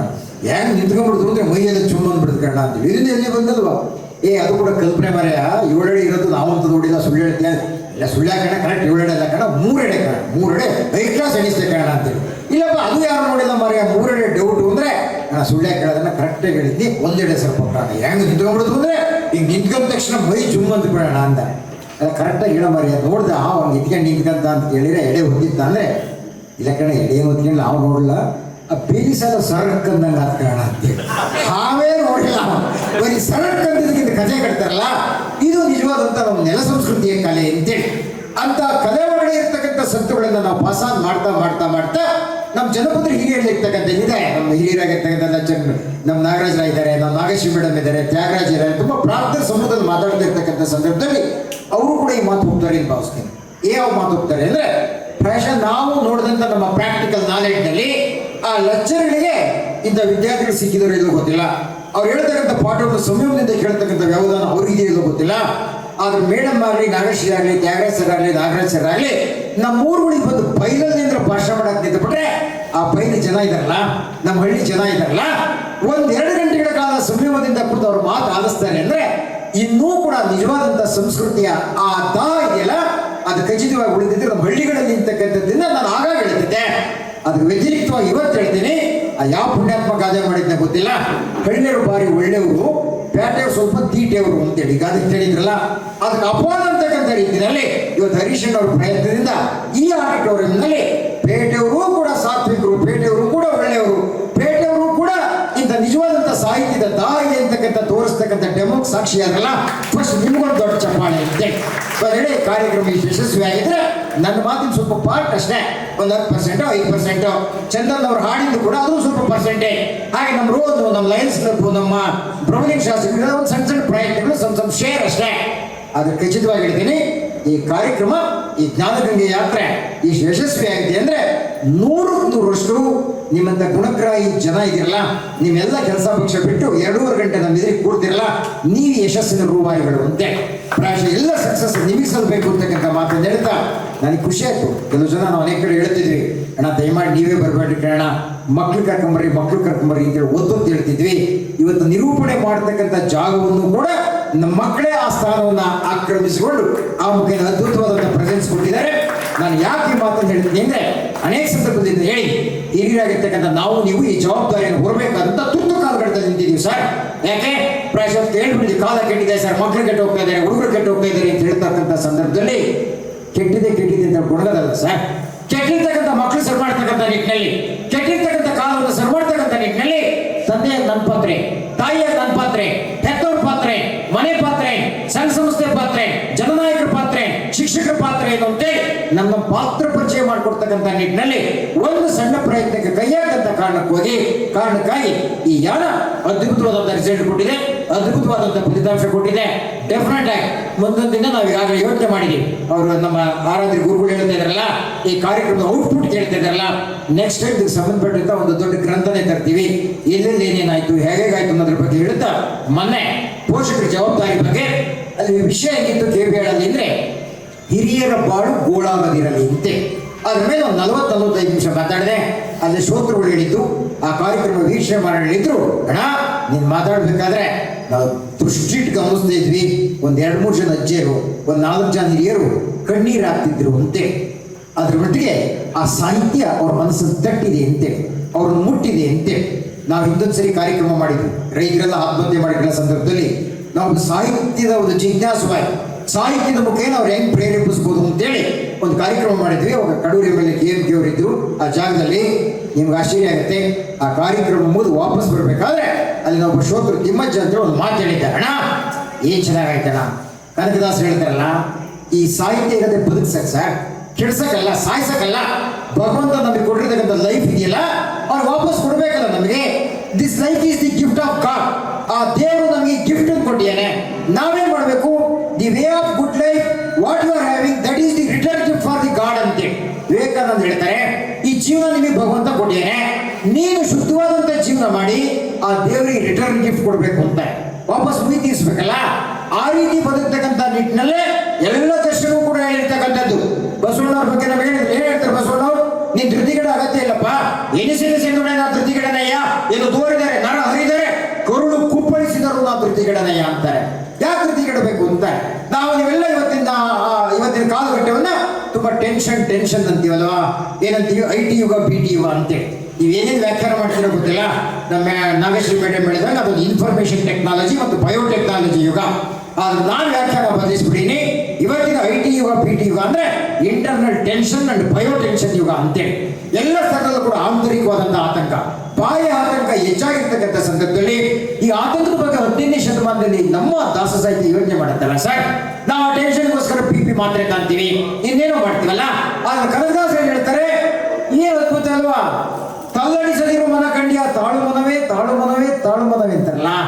ಟೆನ್ಷನ್ ಬಗ್ಗೆ ಯೋಚನೆ ಮಾಡ್ತಾರಲ್ಲ, ಯಾಕೆ ಟೆನ್ಷನ್ ಮಾಡ್ಕೊಂತೀರಾ? ತಾಳ್ಮೆಯಿಂದ ತಾಳ್ಮೆಯಿಂದ ಇರು ಅಂತ ಹೇಳ್ತಾ ತಲ್ಲಣಿಸದಿರೋ ಮನ ಕಂಡಿಯ ತಾಳು ಮನವೇ ತಾಳು ಮನವೇ ತಾಳು ಮನವೇ. ಉದಾಹರಣೆ ಕೊಡ್ತಾರಲ್ಲ ಸರ್, ಬೆಟ್ಟದ ತುದಿಯಲ್ಲಿ ಹುಟ್ಟಿದ ವೃಕ್ಷಕ್ಕೆ ಕಟ್ಟೆಯನ್ನು ಕಟ್ಟಿ ನೀರಿಡದವರು ಯಾರು? ಅಡವಿಯೊಳಗಾಡುವ ಮೃಗ ಪಕ್ಷಿಗಳಿಗೆಲ್ಲ ಅಲ್ಲಲ್ಲಿಗೆ ಆಹಾರ ಇದ್ದವರು ಯಾರು? ಕಲ್ಲಿನೊಳಗೆ ಹುಟ್ಟಿದ ಕೂಗುವ ಕಪ್ಪೆಗೆ ಅಲ್ಲಲ್ಲಿಗೆ ಆಹಾರ ಇದ್ದವರು ಯಾರು? ಹಡೆದ ಜನನೀಯತೆ ರೀತಿ ದೇವರಕ್ಷಿ ಬಂದಿದ್ದಕ್ಕೆ ನಮ್ಮ ನೆಲೆಯಾದಿ ಕೇಶವನ ಅಂತೇಳಿ. ಯಾಗ ದೇವರು ನಮ್ಮ ಕೈ ಬಿಡಲ್ಲ ಅನ್ಲಿಕ್ಕೆ ಇದೇ ತತ್ವವನ್ನು ಆಧರಿಸಿ ನಮ್ಮೆಲ್ಲ ತೂರ್ಬೇಕಾರೆ, ಕೇಳ್ಬೇಕಾರೆ, ಗಣಸುದ್ದಿ ಮಾಡ್ಬೇಕಾರೆ ನಮ್ಮಜ್ಜಿ ಹೇಳ್ತಾಳಲ್ಲ, ಯಾಕೆ ಮಗ ಎದುರ್ಬೇಕು, ಯಾಕೆ ಎದುರ್ಬೇಕು ಅಂದ್ರೆ ಎದುರ್ಬಾರ್ದು. ಯಾಕೆ? ಹುಟ್ಟಿಸಿ ಶಿವ ಉನ್ಮಯಿಸ್ತಾನ, ಭಗವಂತ ಮನ್ಸಿ ಬರುತ್ತೆ, ಮರಕ್ಕೆ ಬರುತ್ತಾ? ಈ ರೀತಿ ಸಾಂತ್ವನ ಹೇಳೋ ಮುಖೇನ ಬದುಕಿನಲ್ಲಿ ನೆಮ್ಮದಿ ಕೊಡ್ತಕ್ಕಂಥ ಹಿರಿಯ ಪರಂಪರೆ ನಮ್ಮಲ್ಲಿ ಇತ್ತು ಸರ್. ಈಗ ಹೆಂಗಾಗಿದೆ, ನಾನಾಯ್ತು, ನನ್ನ ಮನೆ ಆಯ್ತು, ನನ್ನ ಸಂಸಾರ ಆಯ್ತು, ಇಷ್ಟು ಸೀಮಿತ ಆಗ್ಬಿಟ್ಟಿದೀವಲ್ಲ. ಆ ಕಾರಣಕ್ಕಾಗಿ ಬದುಕು ಅಂತಕ್ಕಂಥದ್ದು ತಲ್ಲಣ ಆಗ್ತಾ ಇದೆ, ಬದುಕು ಅಂತಕ್ಕಂಥದ್ದು ನೆಮ್ಮದಿ ಕಳ್ಕೊಡ್ತಾ ಇದೆ ಅಂತೆ. ಸಾಮಾಜಿಕ ನ್ಯಾಯದ ಪ್ರಜ್ಞೆ ಕಡಿಮೆ ಆಗ್ತಾ ಇದೆ. ನಾವ್ ಯಾರು ಆರಾಧ್ಯ ಹೇಳ್ದಂಗೆ ಎಷ್ಟು ಸತ್ಯ ಇದು ಸುಳ್ಳು ಅಂತ ಹೇಳ್ತಕ್ಕಂಥ ಆ ಪ್ರಜ್ಞೆ ಇವತ್ತೊಂದು ರೀತಿ ಜಾಗ್ತಾ ಇದೆ. ಯಾಕೆ? ಅದನ್ನು ನಾನೇ ನಿಷ್ಠುರ ಆಗಬೇಕು. ನಾನು ಹೇಳ್ತಿರ್ತೇನೆ, ಈ ಕೆಟ್ಟ 2 ಫಾರ್ಮುಲಾ ಇದೆ. ಆ 2 ಫಾರ್ಮುಲಾ ಇವತ್ತಿನ ಆತಂಕಕ್ಕೆ ಕಾರಣ ಆಗಿದೆ ಅಂತೇಳಿ. ಯಾವ್ದು ಅಂದ್ರೆ, ಒಂದು ನನಗೇ ಆಗಬೇಕು ಅಂತೇಳಿ, ಯಾವ್ದಾಗ್ಲಿ ನನಗೆ ಆಗ್ಬೇಕು ಸರ್, ನನಗೆ ಆಗ್ಬೇಕು, ನನಗೆ ಬೇಕು ಅಂತಕ್ಕಂಥ ಸ್ವಾರ್ಥ. ಇನ್ನೊಂದು ನನಗೇನಾಗಬೇಕು ಅಂತೇಳಿ, ಯಾರೇನಾದ್ರೇನು, ಯಾರು ಉಳ್ಕೊಂಡ್ರೇನು, ಯಾರು ಹಾಳಾದ್ರೇನು, ಊರು ಹಾಳಾದ್ರೇನು, ರಾಷ್ಟ್ರ ಹಾಳಾದ್ರೇನು, ಸಮಾಜ ಹಾಳಾದ್ರೇನು, ನನಗೇನಾಗಬೇಕು ಅಂತೇಳಿ, ನನಗೇ ಆಗಬೇಕು, ನನಗೇನಾಗಬೇಕು. ಇವೆರಡರಿಂದ ಹೊರಗೆ ಬಂದು ಪ್ರಾಯಶಃ ನಾವು ಅಂತಕ್ಕಂಥ ಇನ್ಕ್ಲೂಸಿವ್ ನೇಚರ್ ಇದೆಯಲ್ಲ, ಆ ಬಗ್ಗೆ ಚಿಂತಿತರನ್ನಾಗಿ ಮಾಡಲಿಕ್ಕೆ ಈ ಕಾರ್ಯಕ್ರಮ ನಿಜಕ್ಕೂ ಸತ್ಪ್ರೇರಣೆ ನೀಡುತ್ತೆ ಅಂತೇಳಿ. ಇಂಗ್ಲಿಷಲ್ಲಿ ಒಂದು ಮಾತಿದೆ, ಇವತ್ತಿನ ದೊಡ್ಡ ಪ್ರಾಬ್ಲಮ್ ಯಾವುದು ಅಂದ್ರೆ, the greatest problem of this time is I problem ಅಂದ್ರೆ ಗೊತ್ತಾ? EYI ಅಲ್ಲ, ABCDEFGH ಆದ್ಮೇಲೆ ಬರುತ್ತೆ ಐ ಅಂದ್ರೆ ನಾನು ಎಲ್ಲ ನನ್ನಿಂದಲೇ ಅಂತೇಳಿ. ನಾವು ಅನ್ನೋದು ಇವತ್ತಿನ ದೊಡ್ಡ ಸಮಸ್ಯೆ ಅಂತೇಳಿ. The greatest comedy of this world is you. ಹೆಂಗಪ್ಪ ಅಂದ್ರೆ ಜನ ಒಳ್ಳೇದಾಗ್ಬಿಟ್ರೆ ನನ್ನಿಂದಲೇ, ನಾನು ಅಂತಾರೆ. ಸ್ವಲ್ಪ ಎಡವಟ್ಟಾದ್ರೆ ಅದು ನೀನು ಅಂತಾರಲ್ವಾ. ಅದಕ್ಕೆ ನಮ್ಮ ದಾರ್ಶನಿಕರು ಹೇಳ್ತಾರೆ, ನಾನೊಂದು ಅನ್ನೋದು ಬೇಡ, ನೀನೊಂದು ಅನ್ನೋದು ಬೇಡಪ್ಪ. ಏನ್ ಬೇಕು ನಮಗೆ? The greatest problem of this world is I, the greatest comedy of this world is you, the greatest remedy for this problem is we WEV ಇದೆಯಲ್ಲ, ನೀನು ನಂಗಿಲ್ಲ ನಾನು ನಂಗಿಲ್ಲ, ನಾವು ಅಂದ್ಕೊಂಡ್ಬಿಟ್ರೆ ಅರ್ಥ ಸಮಸ್ಯೆ ಪರಿಹಾರ ಆಗುತ್ತೆ ಅಂತಕ್ಕಂಥದ್ದು ಇದೆಯಲ್ಲ, ಅದು ನಮ್ಮ ಸಾಹಿತ್ಯದ ಸತ್ವ ದರ್ಶನ ಕಳಿಸಿರ್ತಕ್ಕಂಥ ಬಹುದೊಡ್ಡದಾದಂಥ ಸಂಗತಿ ಅಂತಕ್ಕಂಥ ಮಾತನ್ನು ಹೇಳ್ತಾ ನಮ್ಮ ಈ ಯಾನದ ಬಗ್ಗೆ, ನಮ್ಮ ಈ ಜ್ಞಾನಯಾನದ ಬಗ್ಗೆ ನಾನು ಹೇಳ್ತಿರ್ತೀನಿ ಆಗಾಗಲೇ. ಪ್ರಾಯಶಃ ನಾವು ಭಾರಿ ಕಲ್ತು ಬಿಡೀನಿ, ನಾವು ಮಾತನಾಡಬೇಕು ಅಂತಕ್ಕಂಥ ಅಂಬಲ ಅಲ್ಲ ಸರ್. ಈಗ ಭಾಗವಹಿಸೋದ್ರಿಂದ ಖಚಿತವಾಗಿ ಎಲ್ಲರಿಂದ ನಾವು ಕಲಿತೀವಿ ಅಂತೆ. ಪ್ರಾಯಶಃ ಗಮನಿಸಿ, ನಿಮಗೆ ನಾವು ನೆಲದ ಸತ್ವ ಹೇಳ್ಕೊಟ್ಟಿರೋದಿದೆಯಲ್ಲ, ಕೆಲವೊಮ್ಮೆ ಬಲ್ಲವರಿಂದ ಕಲಿತು, ಕೆಲವೊಮ್ಮೆ ಮಾಡ್ಕೊಳ್ಳೋರಿಂದ ಕಂಡು, ಕೆಲವೊಮ್ಮೆ ಶಾಸ್ತ್ರಗಳಿಂದ ಕೇಳುತ್ತಾ, ಕೆಲವೊಮ್ಮೆ ಸುಜ್ಞಾನದಿಂದ ನೋಡುತ್ತಾ, ಕೆಲವೊಮ್ಮೆ ಸಾರಸಜ್ಜನ ಸಂಘದಿಂದ ಲರಿಯಲ್ ನೀನು ಸರ್ವಜ್ಞನಪ್ಪಂತೆ ಅಂತೆ. ನಮ್ಮ ಬದುಕು ಜ್ಞಾನದ ಹರಿವು ವಿಸ್ತಾರ ಆಗಬೇಕು ಅಂದ್ರೆ ಕೆಲವೊಂದು ಓದ್ತಾ ಕಲಿಬೇಕು, ಕೆಲವೊಂದು ನೋಡ್ತಾ ಕಲಿಬೇಕು, ಕೆಲವೊಂದು ಕೇಳ್ತಾ ಕಲಿಬೇಕು, ಕೆಲವೊಂದು ಮಾಡ್ತಾ ಕಲಿಬೇಕು, ಕೆಲವೊಂದು ಸಂಘದಿಂದ ಕಲಿಬೇಕು ಅಂತ ಈ ಸಂಘ ಏರ್ಪಾಡು ಮಾಡಿದ್ದಾರೆ ನಮ್ಮ ಹರೀಶಣ್ಣ. ಈಗ ಈ ಸಂಘದಿಂದ ಏನ್ ಸಿಗುತ್ತೆ ಅನ್ಲಿಕ್ಕೆ ತಾಯಿ ಅಕ್ಕಮದೇವಿ ಒಂದು ಅದ್ಭುತವಾದ ವಚನ ಹೇಳ್ತಾರೆ, ಗಮನಿಸ್ಬೇಕು. ನಿಮಗೆ ಪ್ರಾಯಶಃ ನನಗಾದಿಯಾಗಿ ನಿಮಗಾದಿಯಾಗಿ ಎಂತ ಒಂದು ಫೀಲ್ ಸಿಗುತ್ತೆ, ಎಂತ ಅನುಭವ ಸಿಗುತ್ತೆ ಅನ್ಲಿಕ್ಕೆ ಅವಳ ಮಾತು ಹೇಳ್ತಾಳೆ, ಅರಿಯದವರೊಡನೆ ಸಂಗಮ ಮಾಡಿದರೆ ಕಲ್ಲ ಹೊಸದು ಕಿಡಿಯ ಕೊಂಬಂತೆ. ಪ್ರಶ್ನೆ ಗೊತ್ತಲ್ಲ ನಿಮಗೆ? ಏನು ಗೊತ್ತೇ ಇಲ್ಲಪ್ಪ, ಅಜ್ಞಾನಿಗಳ ಜೊತೆ ಸಂಗಮ ಮಾಡಿಬಿಟ್ರೆ ಕಲ್ಲ ಹೊಸದು ಕಿಡಿಯ ಕೊಂಬಂತೆ, ಬಲ್ಲವರೊಡನೆ ಸಂಗಮ ಮಾಡಿದರೆ ಕರ್ಪೂರ ಗಿರಿಯ ಉರಿಯ ಕೊಂಬಂತೆ ಅಂತೇಳಿ. ನಿಮ್ಮ ಶರಣರ ಸಂಘ ಇದೆಯಲ್ಲ, ಕರ್ಪೂರ ಗಿರಿಯ ಉರಿಯ ಕೊಂಬಂತೆ ಅಂತ ಯೋಚನೆ ಮಾಡಿ. ಒಂದು ಕರ್ಪೂರ ಹಚ್ಚಿಬಿಟ್ರೆ ಒಂದು ಬೆಳಕಾಗುತ್ತೆ ಸರ್. ಆದ್ರೆ ಆ ತಾಯಿ ಏನ್ ಹೇಳ್ತಾಳೆ ನೋಡ, ಇಂಥ ಬಲ್ಲವರ ಸಂಘ ಸೇರ್ಬಿಟ್ರೆ, ಸಜ್ಜನರ ಸಂಘ ಸೇರ್ಬಿಟ್ರೆ ಅದು ಎಂತ ಬೆಳಕು ಬಿಡುತ್ತೆ ಅಂದ್ರೆ ಒಂದು ಕರ್ಪೂರ ಹಚ್ಚಿದ್ರೆ ಅಷ್ಟು ಬೆಳಕಲ್ಲ. ಅವ್ರು ಹೇಳ್ತಾಳೆ ಕರ್ಪೂರ ಗಿರಿಯ ಉರಿಯ ಕೊಂಬಂತೆ. ಒಂದು ಬೆಟ್ಟಪ್ಪ, ನೀವು ಮಾರಣಿಗೆ ಹೋಗಿದ್ರಲ್ಲ ಗೌರಮ್ಮನ ಜಾತ್ರೆಗೆ, ಅಲ್ಲಿ ಕರ್ಪೂರ ಬೆಟ್ಟ ಅಂತ ಹಚ್ತಾರೆ. ಈಗ ಯೋಚನೆ ಮಾಡಿ, ಒಂದು ಕರ್ಪೂರದ ಬೆಟ್ಟ ಹಚ್ಚಿಬಿಟ್ರೆ ಏನ್ ಬೆಳಕಾಗುತ್ತೋ ನಮ್ಮೊಳಗಡೆ ಅಂತ ಬೆಳಕು ಮೂಡುತ್ತೆ ಅಂತೇಳಿ.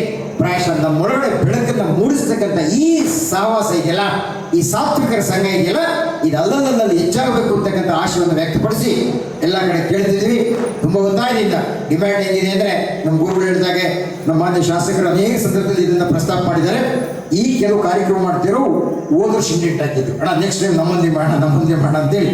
ಹೋದ್ಸರಿ ಹರೀಶನ್ ಹೇಳಿದ್ರು, ಹಂಗೆ ನೆಕ್ಸ್ಟ್ ಇಯರ್ ನಮ್ಮೂರಲ್ಲಿ ಕಾರ್ಯಕ್ರಮ ಮಾಡೋಣ ಅಂತೇಳಿ. ಎಲ್ಲರಿಂದ ಹೇಳ್ತಿದ್ದಾರೆ ಅಂದರೆ ಶೃಂಗೇರಿಯಿಂದ ಹೇಳ್ತಿದ್ದಾರೆ, ತರೀಕೆರೆಯಿಂದ ಹೇಳ್ತಿದ್ದಾರೆ, ಎಲ್ಲ ಕಡೆಯಿಂದ ಒಂದು 8 ಜನ ಕೇಳ್ತಾ ಇದ್ದಾರೆ. ಅಂದರೆ ಒಂದು ಸ್ಪಷ್ಟವಾಗಿ ತಿಳ್ಕೋಬೇಕು, ಅದು ಯಾವುದು ಅಂದರೆ ಕೊಡ್ತಕ್ಕಂಥವ್ರು ಒಳ್ಳೇದು ಕೊಟ್ಟರೆ ಸ್ವೀಕಾರ ಮಾಡ್ತಕ್ಕಂಥ ಸಮೂಹ ಡೆಫಿನೆಟ್ ಆಗಿ ಇದೆ ಅಂತಕ್ಕಂಥ ಸತ್ಯ ನಮ್ಮ ಈ ಹುಡುಗಾಟದಿಂದ ಆಗಿದೆ ಅಂತಕ್ಕಂಥದ್ದನ್ನು ಹೇಳ್ತಾ ಸಜ್ಜನರ ಸಂಖ್ಯೆ ಹೆಚ್ಚಾಗಲಿ ಅಂತಕ್ಕಂಥ ಆಶಯವನ್ನು ವ್ಯಕ್ತಪಡಿಸಿ, ಹರೀಶಣ್ಣ ಅದ್ಭುತವಾದ ವಿಷಯ ಕೊಟ್ಟಿದ್ದೀರಿ. ದೇವರ ದಾಸಿಮಯ್ಯನ ಬಗ್ಗೆ ಮಾತಾಡಬೇಕು ಅಂತೇಳಿ ನೆಲಕ್ಕೆ ಸೂಕ್ತ ಅಂತೇಳಿ ಯೋಚನೆ ಮಾಡಿದ್ವಿ. ಅದ್ರ ಬಗ್ಗೆ ಮಾತಾಡಲಿಲ್ಲ ಅಂದರೆ ಡೆಫಿನೆಟ್ ಆಗಿ ವಿಷಯಕ್ಕೆ ಅಪಚಾರ ಮಾಡಿದಂಗೆ ಆಗುತ್ತೆ ಅಂತೆ.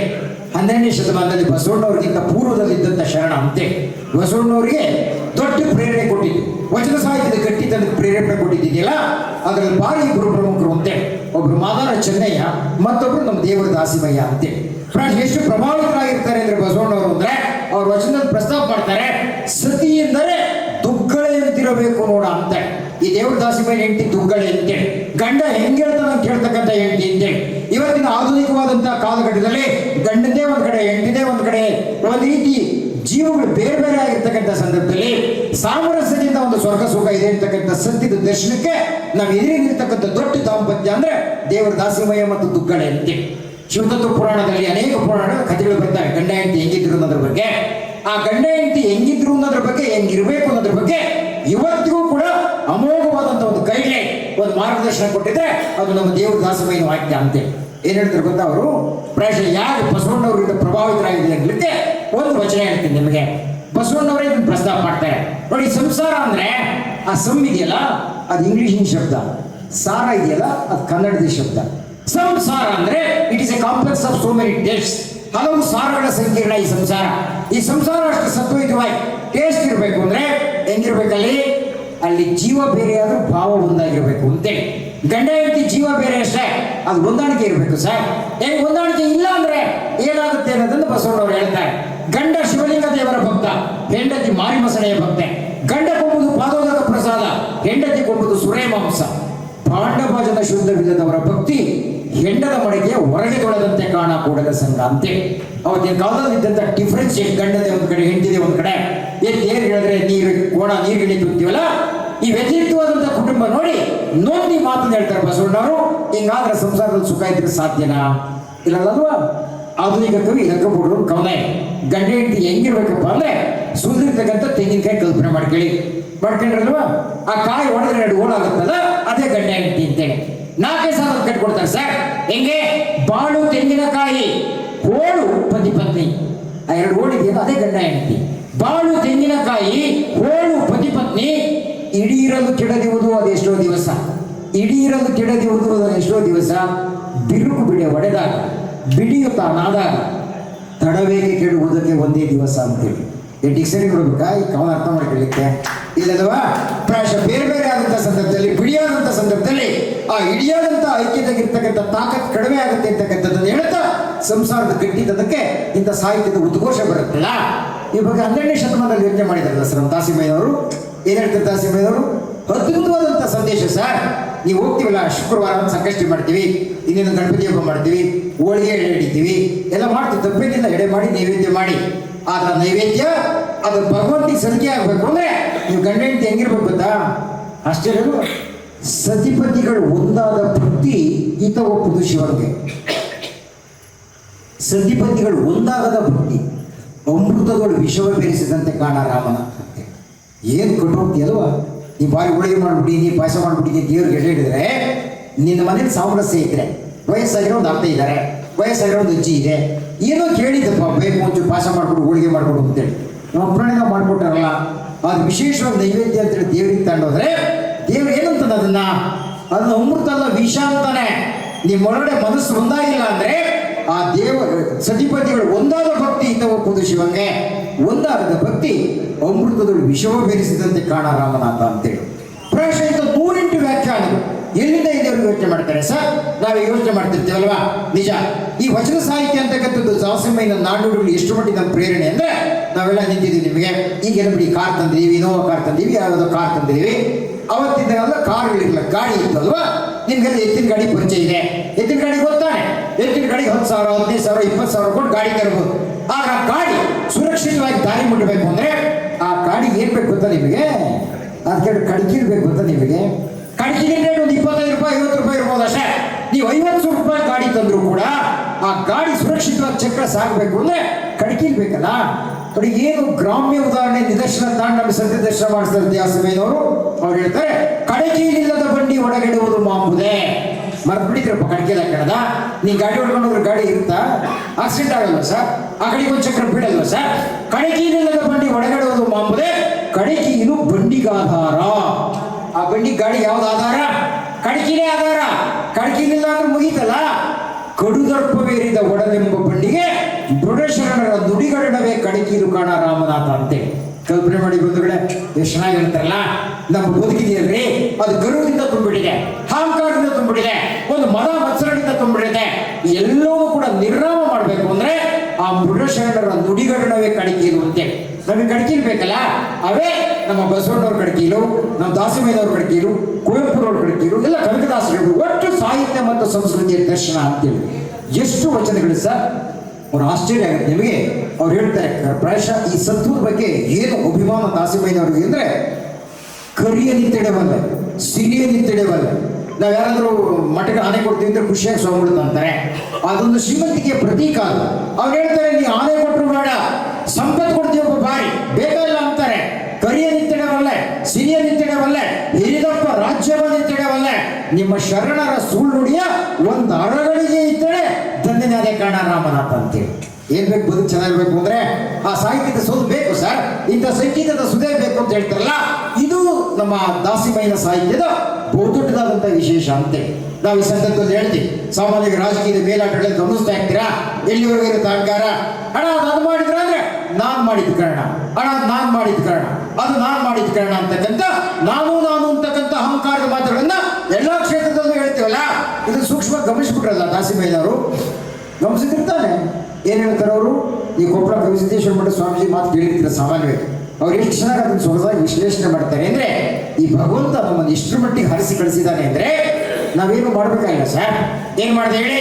ಎಸ್, ಇಂಥ ಒಂದು ಜೀವ ಹುಟ್ಟುತ್ತೆ ಅಂತೇಳಿ ನಾವು ಬರುತ್ತೆ ಮತ್ತು ನೆಲ ಸೃಷ್ಟಿ ಮಾಡ್ಬಿಟ್ಟಿಯಲ್ವಾ? ಭೂಮಿ ಬೇಕಂದ್ರೆ ಬದುಕ್ತಾರೆ.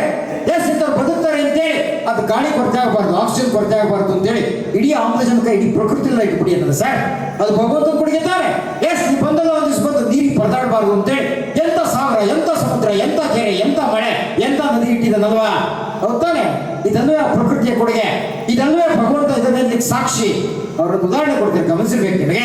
ನಮ್ಮ ಹರೀಶಣ್ಣ, ನಾವು ಯಾರ್ದಾರು ಒಂದು ಕಾರ್ ಪಂಚರ್ ಆದ್ರೆ ಏರ್ ಹಾಕ್ಸಕ್ಕೆ ಅಂತೇಳಿ ಹೋಗ್ತೀವಲ್ವಾ? ಆ ಹೋದಂತ ಸಂದರ್ಭದಲ್ಲಿ ಏರ್ ಹಾಕ್ತಿದ್ದಂಗೆ ಒಂದು 10 ರೂಪಾಯಿ ಕೊಡ್ಬೇಕಲ್ವಾ? ಹೌದಲ್ವಾ? ಒಂದು ಟ್ಯೂಬಿಗೆ ಪಂಚರ್ ಆಗಿದ್ದು 10 ರೂಪಾಯಿ ಕೊಡ್ಬೇಕು ಸರ್. ಆದ್ರೆ ಭಗವಂತ ಎಷ್ಟು ಸಾವಿರ ವರ್ಷದಿಂದ ಇಡೀ ಜಗತ್ತಿನ ತುಂಬಾ ಆಮ್ಲಜನಕ ತುಂಬಿದಾನಲ್ಲ, ಫೀಸ್ ಕೇಳಿದಾನ? ಯಾರಾದ್ರೂ ಫೀಸ್ ಕೊಟ್ಟಿದೀವ ಸರ್? ಹೌದಲ್ವಾ? ನಿಮಗೆ ಗೊತ್ತಿದೆ, ಈಗ ಪರವಾಗಿಲ್ಲ, ನಮ್ಮ ಗಣ ಸರ್ಕಾರ ಕರೆಂಟ್ ಫ್ರೀ ಮಾಡಿಬಿಟ್ಟಿದೆ, ಬಿಲ್ ಕಟ್ಟಲ್ಲ.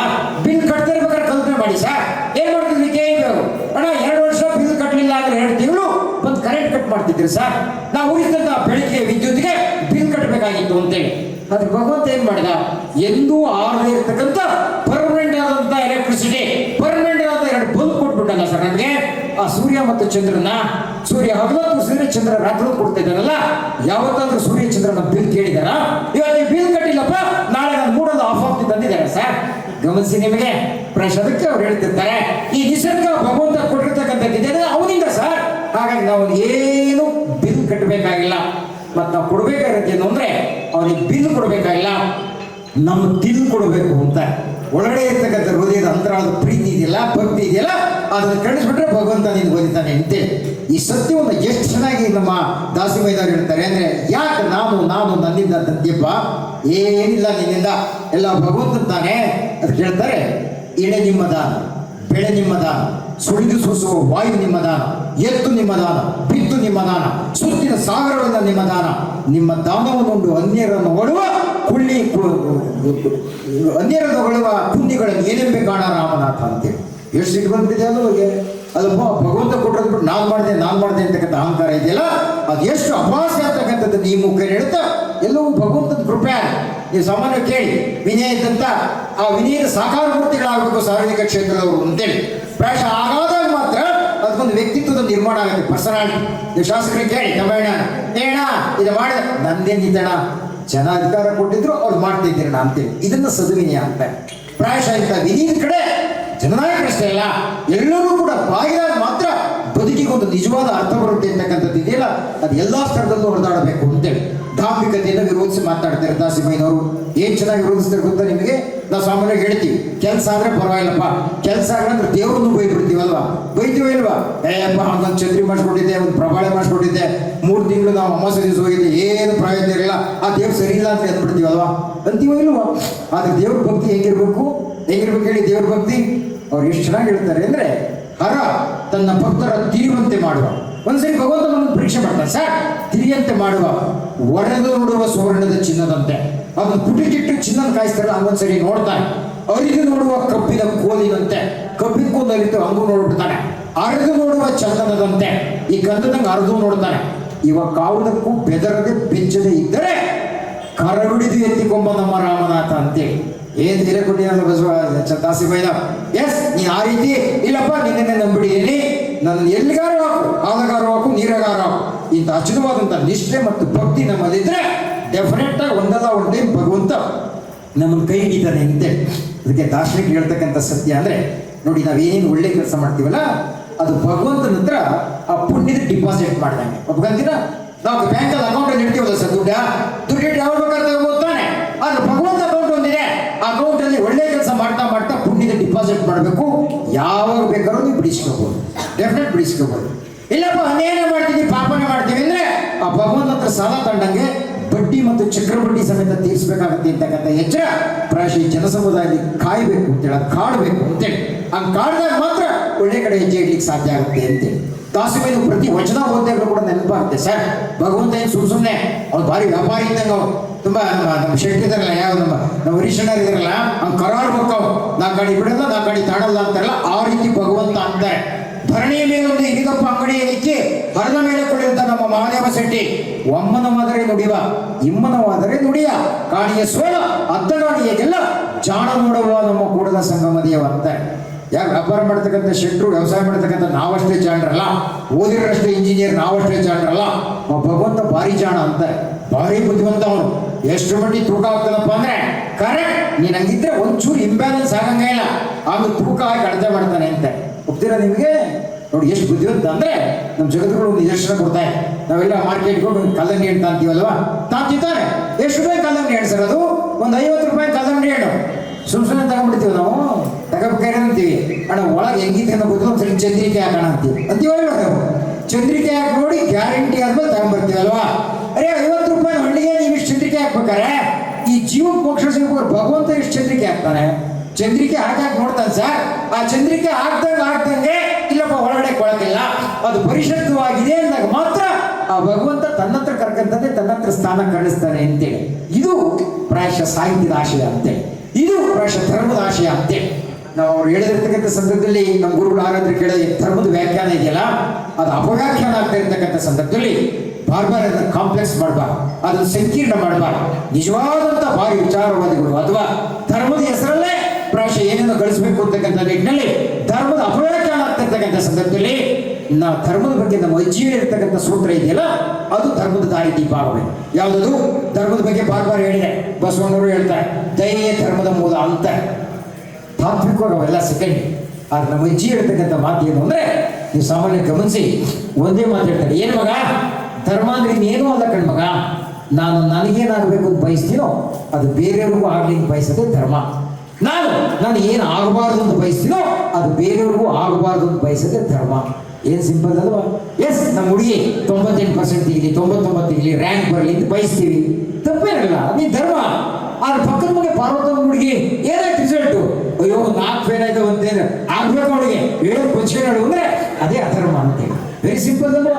ನಾನು ಆವಾಗ ಹೇಳ್ತಿರ್ತೀನಿ, ಎಸ್ ಅದು ಯಾವ್ದಾಗಲಿ, ವ್ಯಾಪಾರ ಆಗಲಿ, ವ್ಯವಹಾರ ಆಗಲಿ, ಕೃಷಿ ಆಗಲಿ, ನಾವು ಹೇಳ್ತೀವಲ್ಲ ನಮ್ಮ ಬೋರ್ಡ್ ಬಂದಿದೆ, ನಮ್ಮ ತೋಟಕ್ಕೆ ಲಾರಿ ಕೊರಿಬೇಕು ಅಂತೇಳಿ ಕೊರಿಯುತ್ತೆ, ಖುಷಿ ಆಗುತ್ತೆ. 5 ಇಂಚ್ ಬಿತ್ಕೋಣ, ಏನು 400 ಅಡಿಗೆ ನೀರು ಕಾರಣ, ತಪ್ಪೇನಿಲ್ಲ, ನಿನ್ ಧರ್ಮ.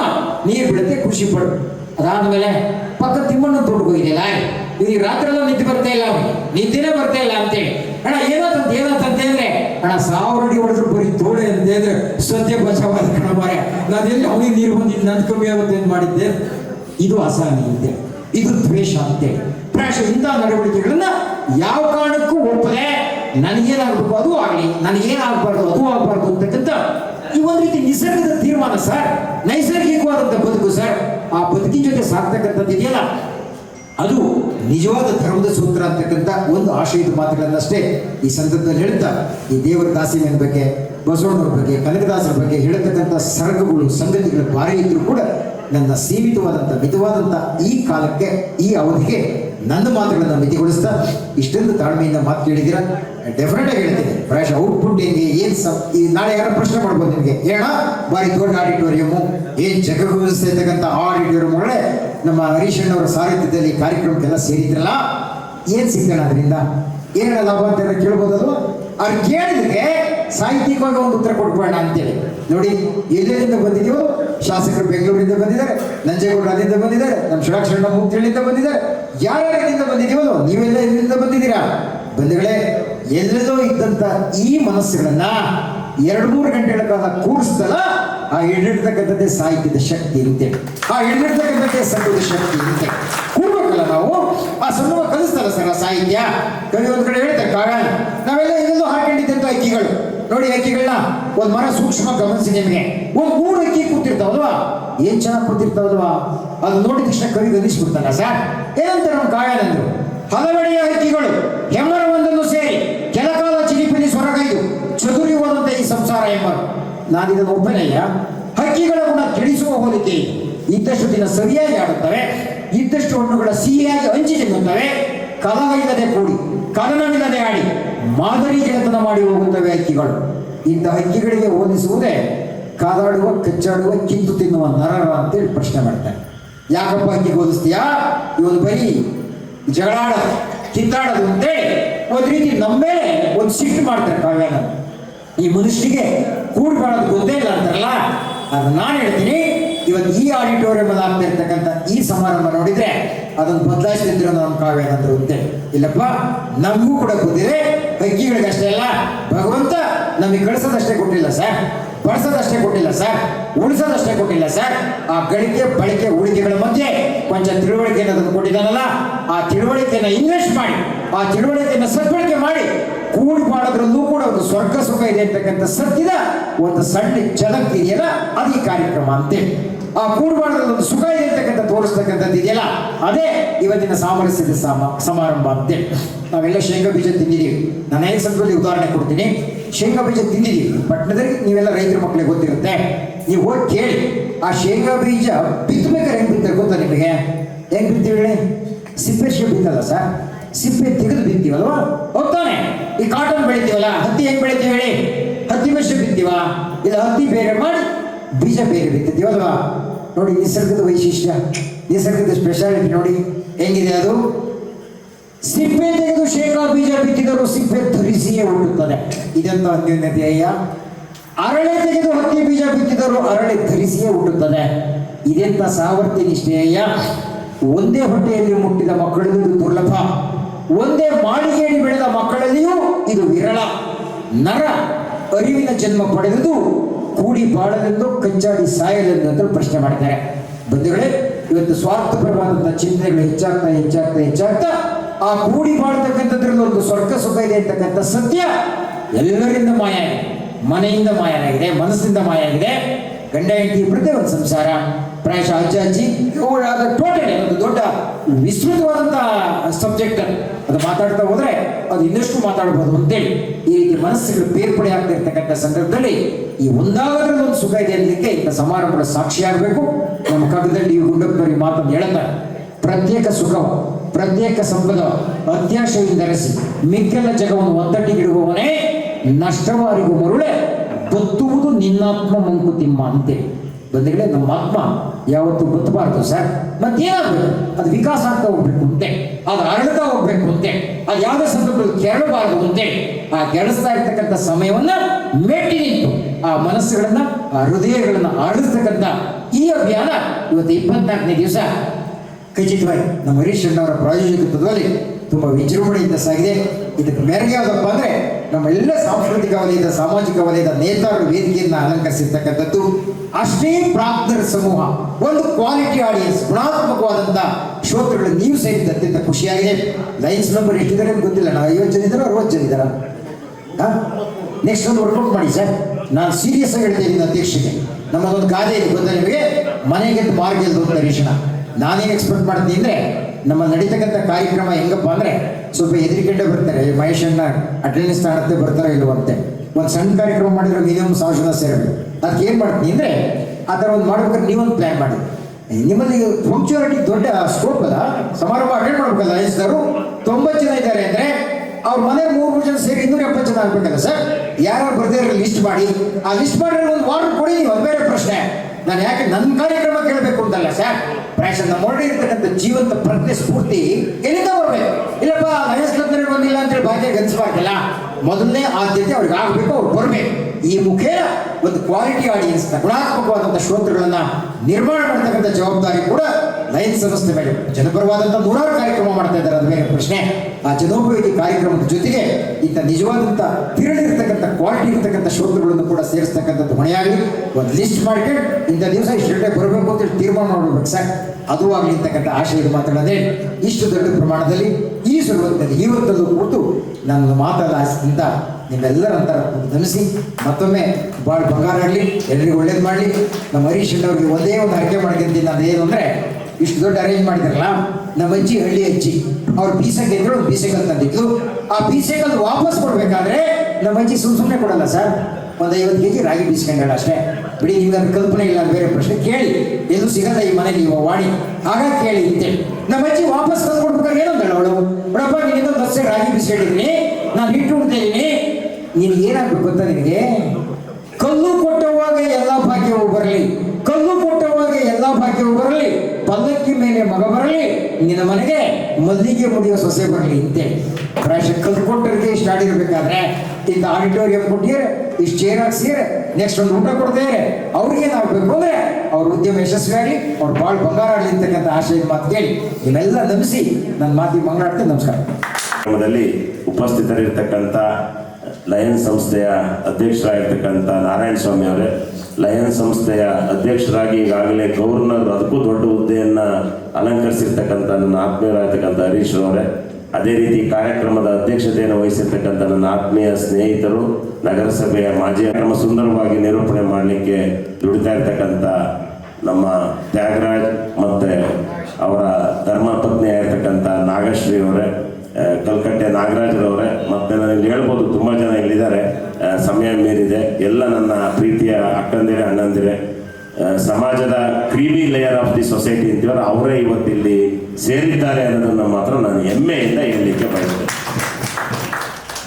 ಇವತ್ತು ಈ ಮೂರು ಸಂಸ್ಥೆಗಳು ಮಾಡ್ತಾ ಇರ್ತಕ್ಕಂಥ ಕೆಲಸ ಏನು ಅಂತ ಹೇಳಿದ್ರೆ, ಆಷಾಢ ಶ್ರಾವಣ ಮಾಸದಲ್ಲಿ ಪ್ರತಿದಿನ ಒಂದು ಮನೆ ಅಥವಾ ಒಂದು ಊರಿನಲ್ಲಿ ಎಲ್ಲ ಜಾತಿಯ ಎಲ್ಲ ಧರ್ಮದ ಎಲ್ಲರನ್ನೂ ಪ್ರೀತಿಯಿಂದ ಸೇರಿಸಿ ಸಾಹಿತ್ಯ ಲೋಕಕ್ಕೆ ತೆಗೆದುಕೊಂಡು ಹೋಗಿ 2 ಗಂಟೆಗಳ ಕಾಲ ಎಲ್ಲ ಜಾತಿ ಧರ್ಮ ಮರೆತು ಒಟ್ಟಾಗಿ ಮಹಾಪುರುಷರ ಒಂದು ಮತ್ತೆ ಸಾಹಿತ್ಯದ ವಿಚಾರದಲ್ಲಿ 2 ಗಂಟೆ ಹಿಡಿದಿಡುವ ಕೆಲಸವನ್ನ ಮಾಡ್ತಾ ಇದ್ದಾರಲ್ಲ, ಅದಕ್ಕಾಗಿ ನಾನು ಮೊದಲು ಈ ಮೂರು ಸಂಸ್ಥೆಗೆ ನಾನು ನನ್ನ ಅಭಿನಂದನೆಗಳನ್ನ ಸಲ್ಲಿಸಲಿಕ್ಕೆ ಬಯಸ್ತಾ ಇದ್ದೇನೆ. ಇನ್ನು ಹೇಳಿ ಕೇಳಿ ಇದರಲ್ಲಿ ಆಹ್ವಾನ ಪತ್ರಿಕೆನಲ್ಲೇ ಇದೆ, ಒಂದು ಜಗಜ್ಯೋತಿ ಬಸವಣ್ಣವ್ರದ್ದಿದೆ, ಕನಕದಾಸರದಿದೆ, ಸ್ವಾಮಿ ವಿವೇಕಾನಂದರದಿದೆ, ಕುವೆಂಪು ಅವ್ರದ್ದಿದೆ, ಅಂಬೇಡ್ಕರ್ದಿದೆ. ಅದೇ ರೀತಿ ಹಲವಾರು ಮಹಾಪುರುಷರ ಹೆಸರು ಇವತ್ತು ಇಲ್ಲಿ ಬಂದುವುದು. ಅದು ದೇವರ ದಾಸಿಮಯ್ಯನವರಿರ್ಬೋದು, ಬಸವಣ್ಣನವರಿರ್ಬೋದು, ಎಲ್ಲರ ಹೆಸರನ್ನ, ಶಂಕರಾಚಾರ್ಯರ ಹೆಸರಿರ್ಬೋದು, ಎಲ್ಲರ ಹೆಸರನ್ನ ಮಹೇಶಣ್ಣನ ಮಾತಲ್ಲಿ ಬಂತು. ಅದೇ ರೀತಿ ಲಾಸ್ಟಿಗೆ ಚಂದನ್ ಒಂದು ಹಾಡು ಹೇಳ್ತಾರೆ, ಶಿವನೇ ನಿನ್ನ ಆಟ ಬಲ್ಲವರು ಯಾರೇ ಅಂತ. ಆ ಹಾಡಲ್ಲಿ ಬಹುಶಃ ನಮ್ಮ ದೇಶದ ಎಲ್ಲ ಜಾತಿಯ ಎಲ್ಲ ಧರ್ಮದ ಎಲ್ಲ ಮಹಾಪುರುಷರ ಹೆಸರು ಅಲ್ಲಿ ಬಂದೋಗುತ್ತೆ. ಅಂತಹ ಸಂದರ್ಭದಲ್ಲಿ ಇವತ್ತು ಚಿಕ್ಕಮಗಳೂರು ಜಿಲ್ಲೆಯಲ್ಲಿ ಇರ್ತಕ್ಕಂಥ ನಮ್ಮ ವಿಚಾರಗಳನ್ನ ತಿಳಿಸುವಂತ ಕೆಲಸ, ನಮ್ಮ ಜಿಲ್ಲೆ ಒಂದು ಸಾಂಸ್ಕೃತಿಕವಾಗಿ ಮಲೆನಾಡಲ್ಲಿ ಸುಸಂಸ್ಕೃತವಾದಂಥ ಜಿಲ್ಲೆ. ಮತ್ತೆ ಇವತ್ತು ಲಯನ್ಸ್ ಸಂಸ್ಥೆಯನ್ನ ಜೋಡಿಸ್ಕೊಂಡಿರೋದು. ಲಯನ್ಸ್ ಸಂಸ್ಥೆ ಕೇವಲ ನಗರಕ್ಕೆ ಮತ್ತೆ ಶ್ರೀಮಂತರಿಗೆ ಮಾತ್ರ ಮೀಸಲು ಅನ್ನೋ ಒಂದು ಮಾತನ್ನ ಈಗ ಅದನ್ನ ಹೊರಗೆ ಬಂದಾಗಿದೆ ಲಯನ್ಸ್ ಸಂಸ್ಥೆ. ಯಾಕೆ ಅಂತ ಹೇಳಿದ್ರೆ ಇವತ್ತು ಸಾಮಾಜಿಕವಾಗಿ ಎಲ್ಲ ಹಳ್ಳಿಗಳಲ್ಲಿ ಎಲ್ಲ ಧರ್ಮದವ್ರ ಜೊತೆ ಸೇರಿ ಕೆಲಸ ಮಾಡುವಂತ ಕೆಲಸವನ್ನ ಲಯನ್ಸ್ ಸಂಸ್ಥೆಯನ್ನು ಮಾಡ್ತಾ ಇದೆ. ನಮ್ಮ ಜಿಲ್ಲೆ ಯಾವುದರಲ್ಲೂ ಕಡಿಮೆ ಇಲ್ಲ, ನಮ್ಮ ಜಿಲ್ಲೆ ಯಾವುದರಲ್ಲೂ ಕಡಿಮೆ ಇಲ್ಲ. ನಮ್ಮ ಜಿಲ್ಲೆನಲ್ಲಿ ಸುಂದರ ಮಲೆನಾಡು, ಸುಂದರ ಪರಿಸರ ಹೊಂದಿದ್ರೆ, ಅದರ ಜೊತೆ ಶೃಂಗೇರಿ ಶಾರದಾಂಬೆ ಪೀಠವನ್ನು ಹೊಂದಿದ್ರೆ, ಬಾಳೆಹೊನ್ನೂರಿನ ರಂಭಾಪುರಿ ಜಗದ್ಗುರುಗಳ ಪೀಠವನ್ನು ಹೊಂದಿದ್ದೇವೆ. ಅದೇ ರೀತಿ ಹಿರೇಮಗಳೂರು ಕೋದಂಡರಾಮನ ದೇವಾಲಯವನ್ನ ಹೊಂದಿದ್ದೇವೆ.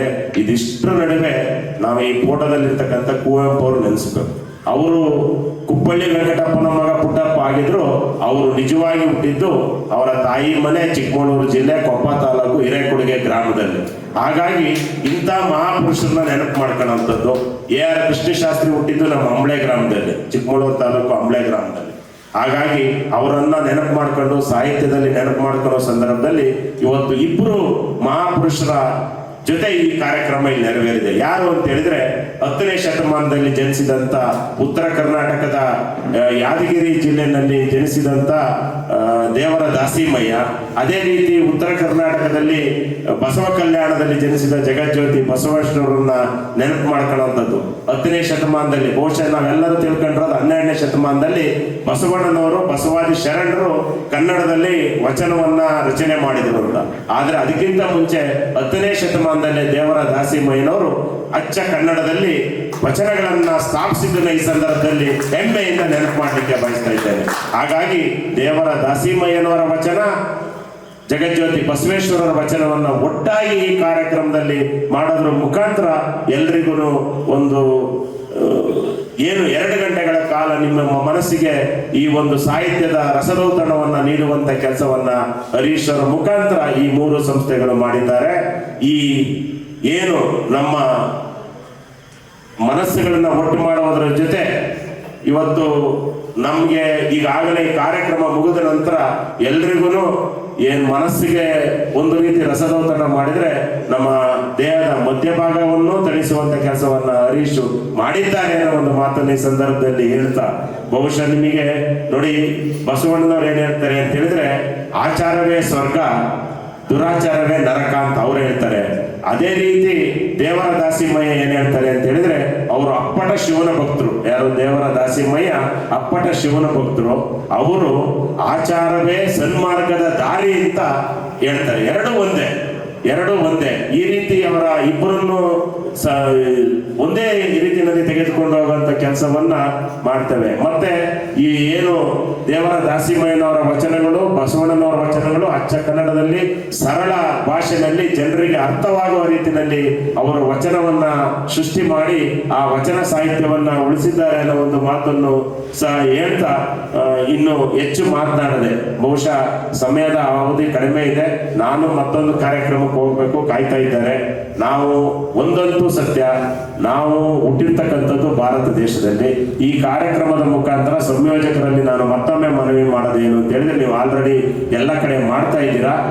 ನಮ್ಮ ಉದ್ದೇಶ, ನಿಮ್ಮ ಎಲ್ಲರ ಉದ್ದೇಶ, ಇಲ್ಲಿ ಕುಳಿತಿರ್ತಕ್ಕಂಥ ಎಲ್ಲರ ಉದ್ದೇಶ ಏನು ಅಂತ ಹೇಳಿದ್ರೆ, ನಮ್ಮ ದೇಶ, ನಮ್ಮ ನೆಲ, ಜಲ, ಭಾಷೆ, ನಮ್ಮ ದೇಶ, ನಮ್ಮ ಧರ್ಮ, ನಮ್ಮ ಸಂಸ್ಕಾರ, ಇದನ್ನ ಉಳಿಸಿ ಬೆಳೆಸಿ ಮುಂದಿನ ಯುವ ಪೀಳಿಗೆಗೆ ತೆಗೆದುಕೊಂಡು ಹೋಗುವಂತ ಕೆಲಸವನ್ನ ನಾವು ನೀವೆಲ್ಲ ಸೇರಿ ಒಟ್ಟಾಗಿ ಮಾಡೋಣ ಅನ್ನೋ ಒಂದು ಮಾತನ್ನು ಹೇಳಿ ನನ್ನ ಮಾತನ್ನ ಮುಗಿಸ್ತೇನೆ. ಎಲ್ರಿಗೂ ನಮಸ್ಕಾರ.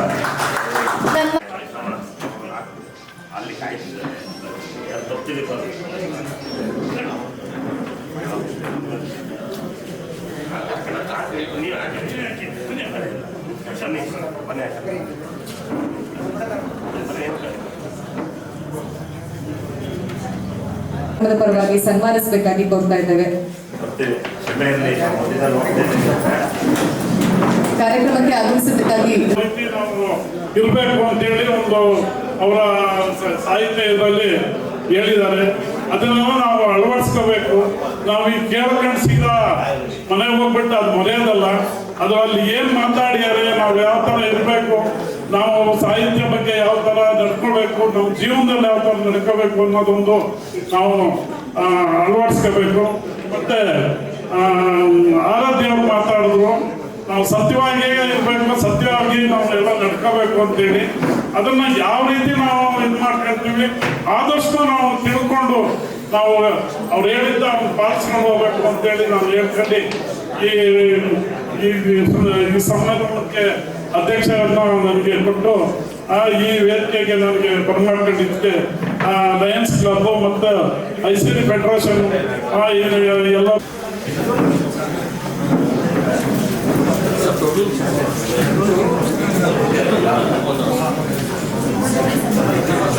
ಕಾರ್ಯದರ್ಶಿಯಾದಂಥ ಹರೀಶ್ ಅವರು ಮತ್ತೆ ಖಜಾಂಚಿಯಾದಂಥ ಅಣ್ಣವೇಲವರು, ಈ 3 ಜನರನ್ನ ನಾವು ಲಯನ್ಸ್ ಕ್ಲಬ್ ಪರವಾಗಿ ಅಭಿನಂದಿಸ್ತೀನಿ. ಯಾಕಂತಂದ್ರೆ ಇಂಥ ಒಂದು ಅತ್ಯುತ್ತಮವಾದ ಕಾರ್ಯಕ್ರಮ ಒಂದು ICD today, voice of democracy.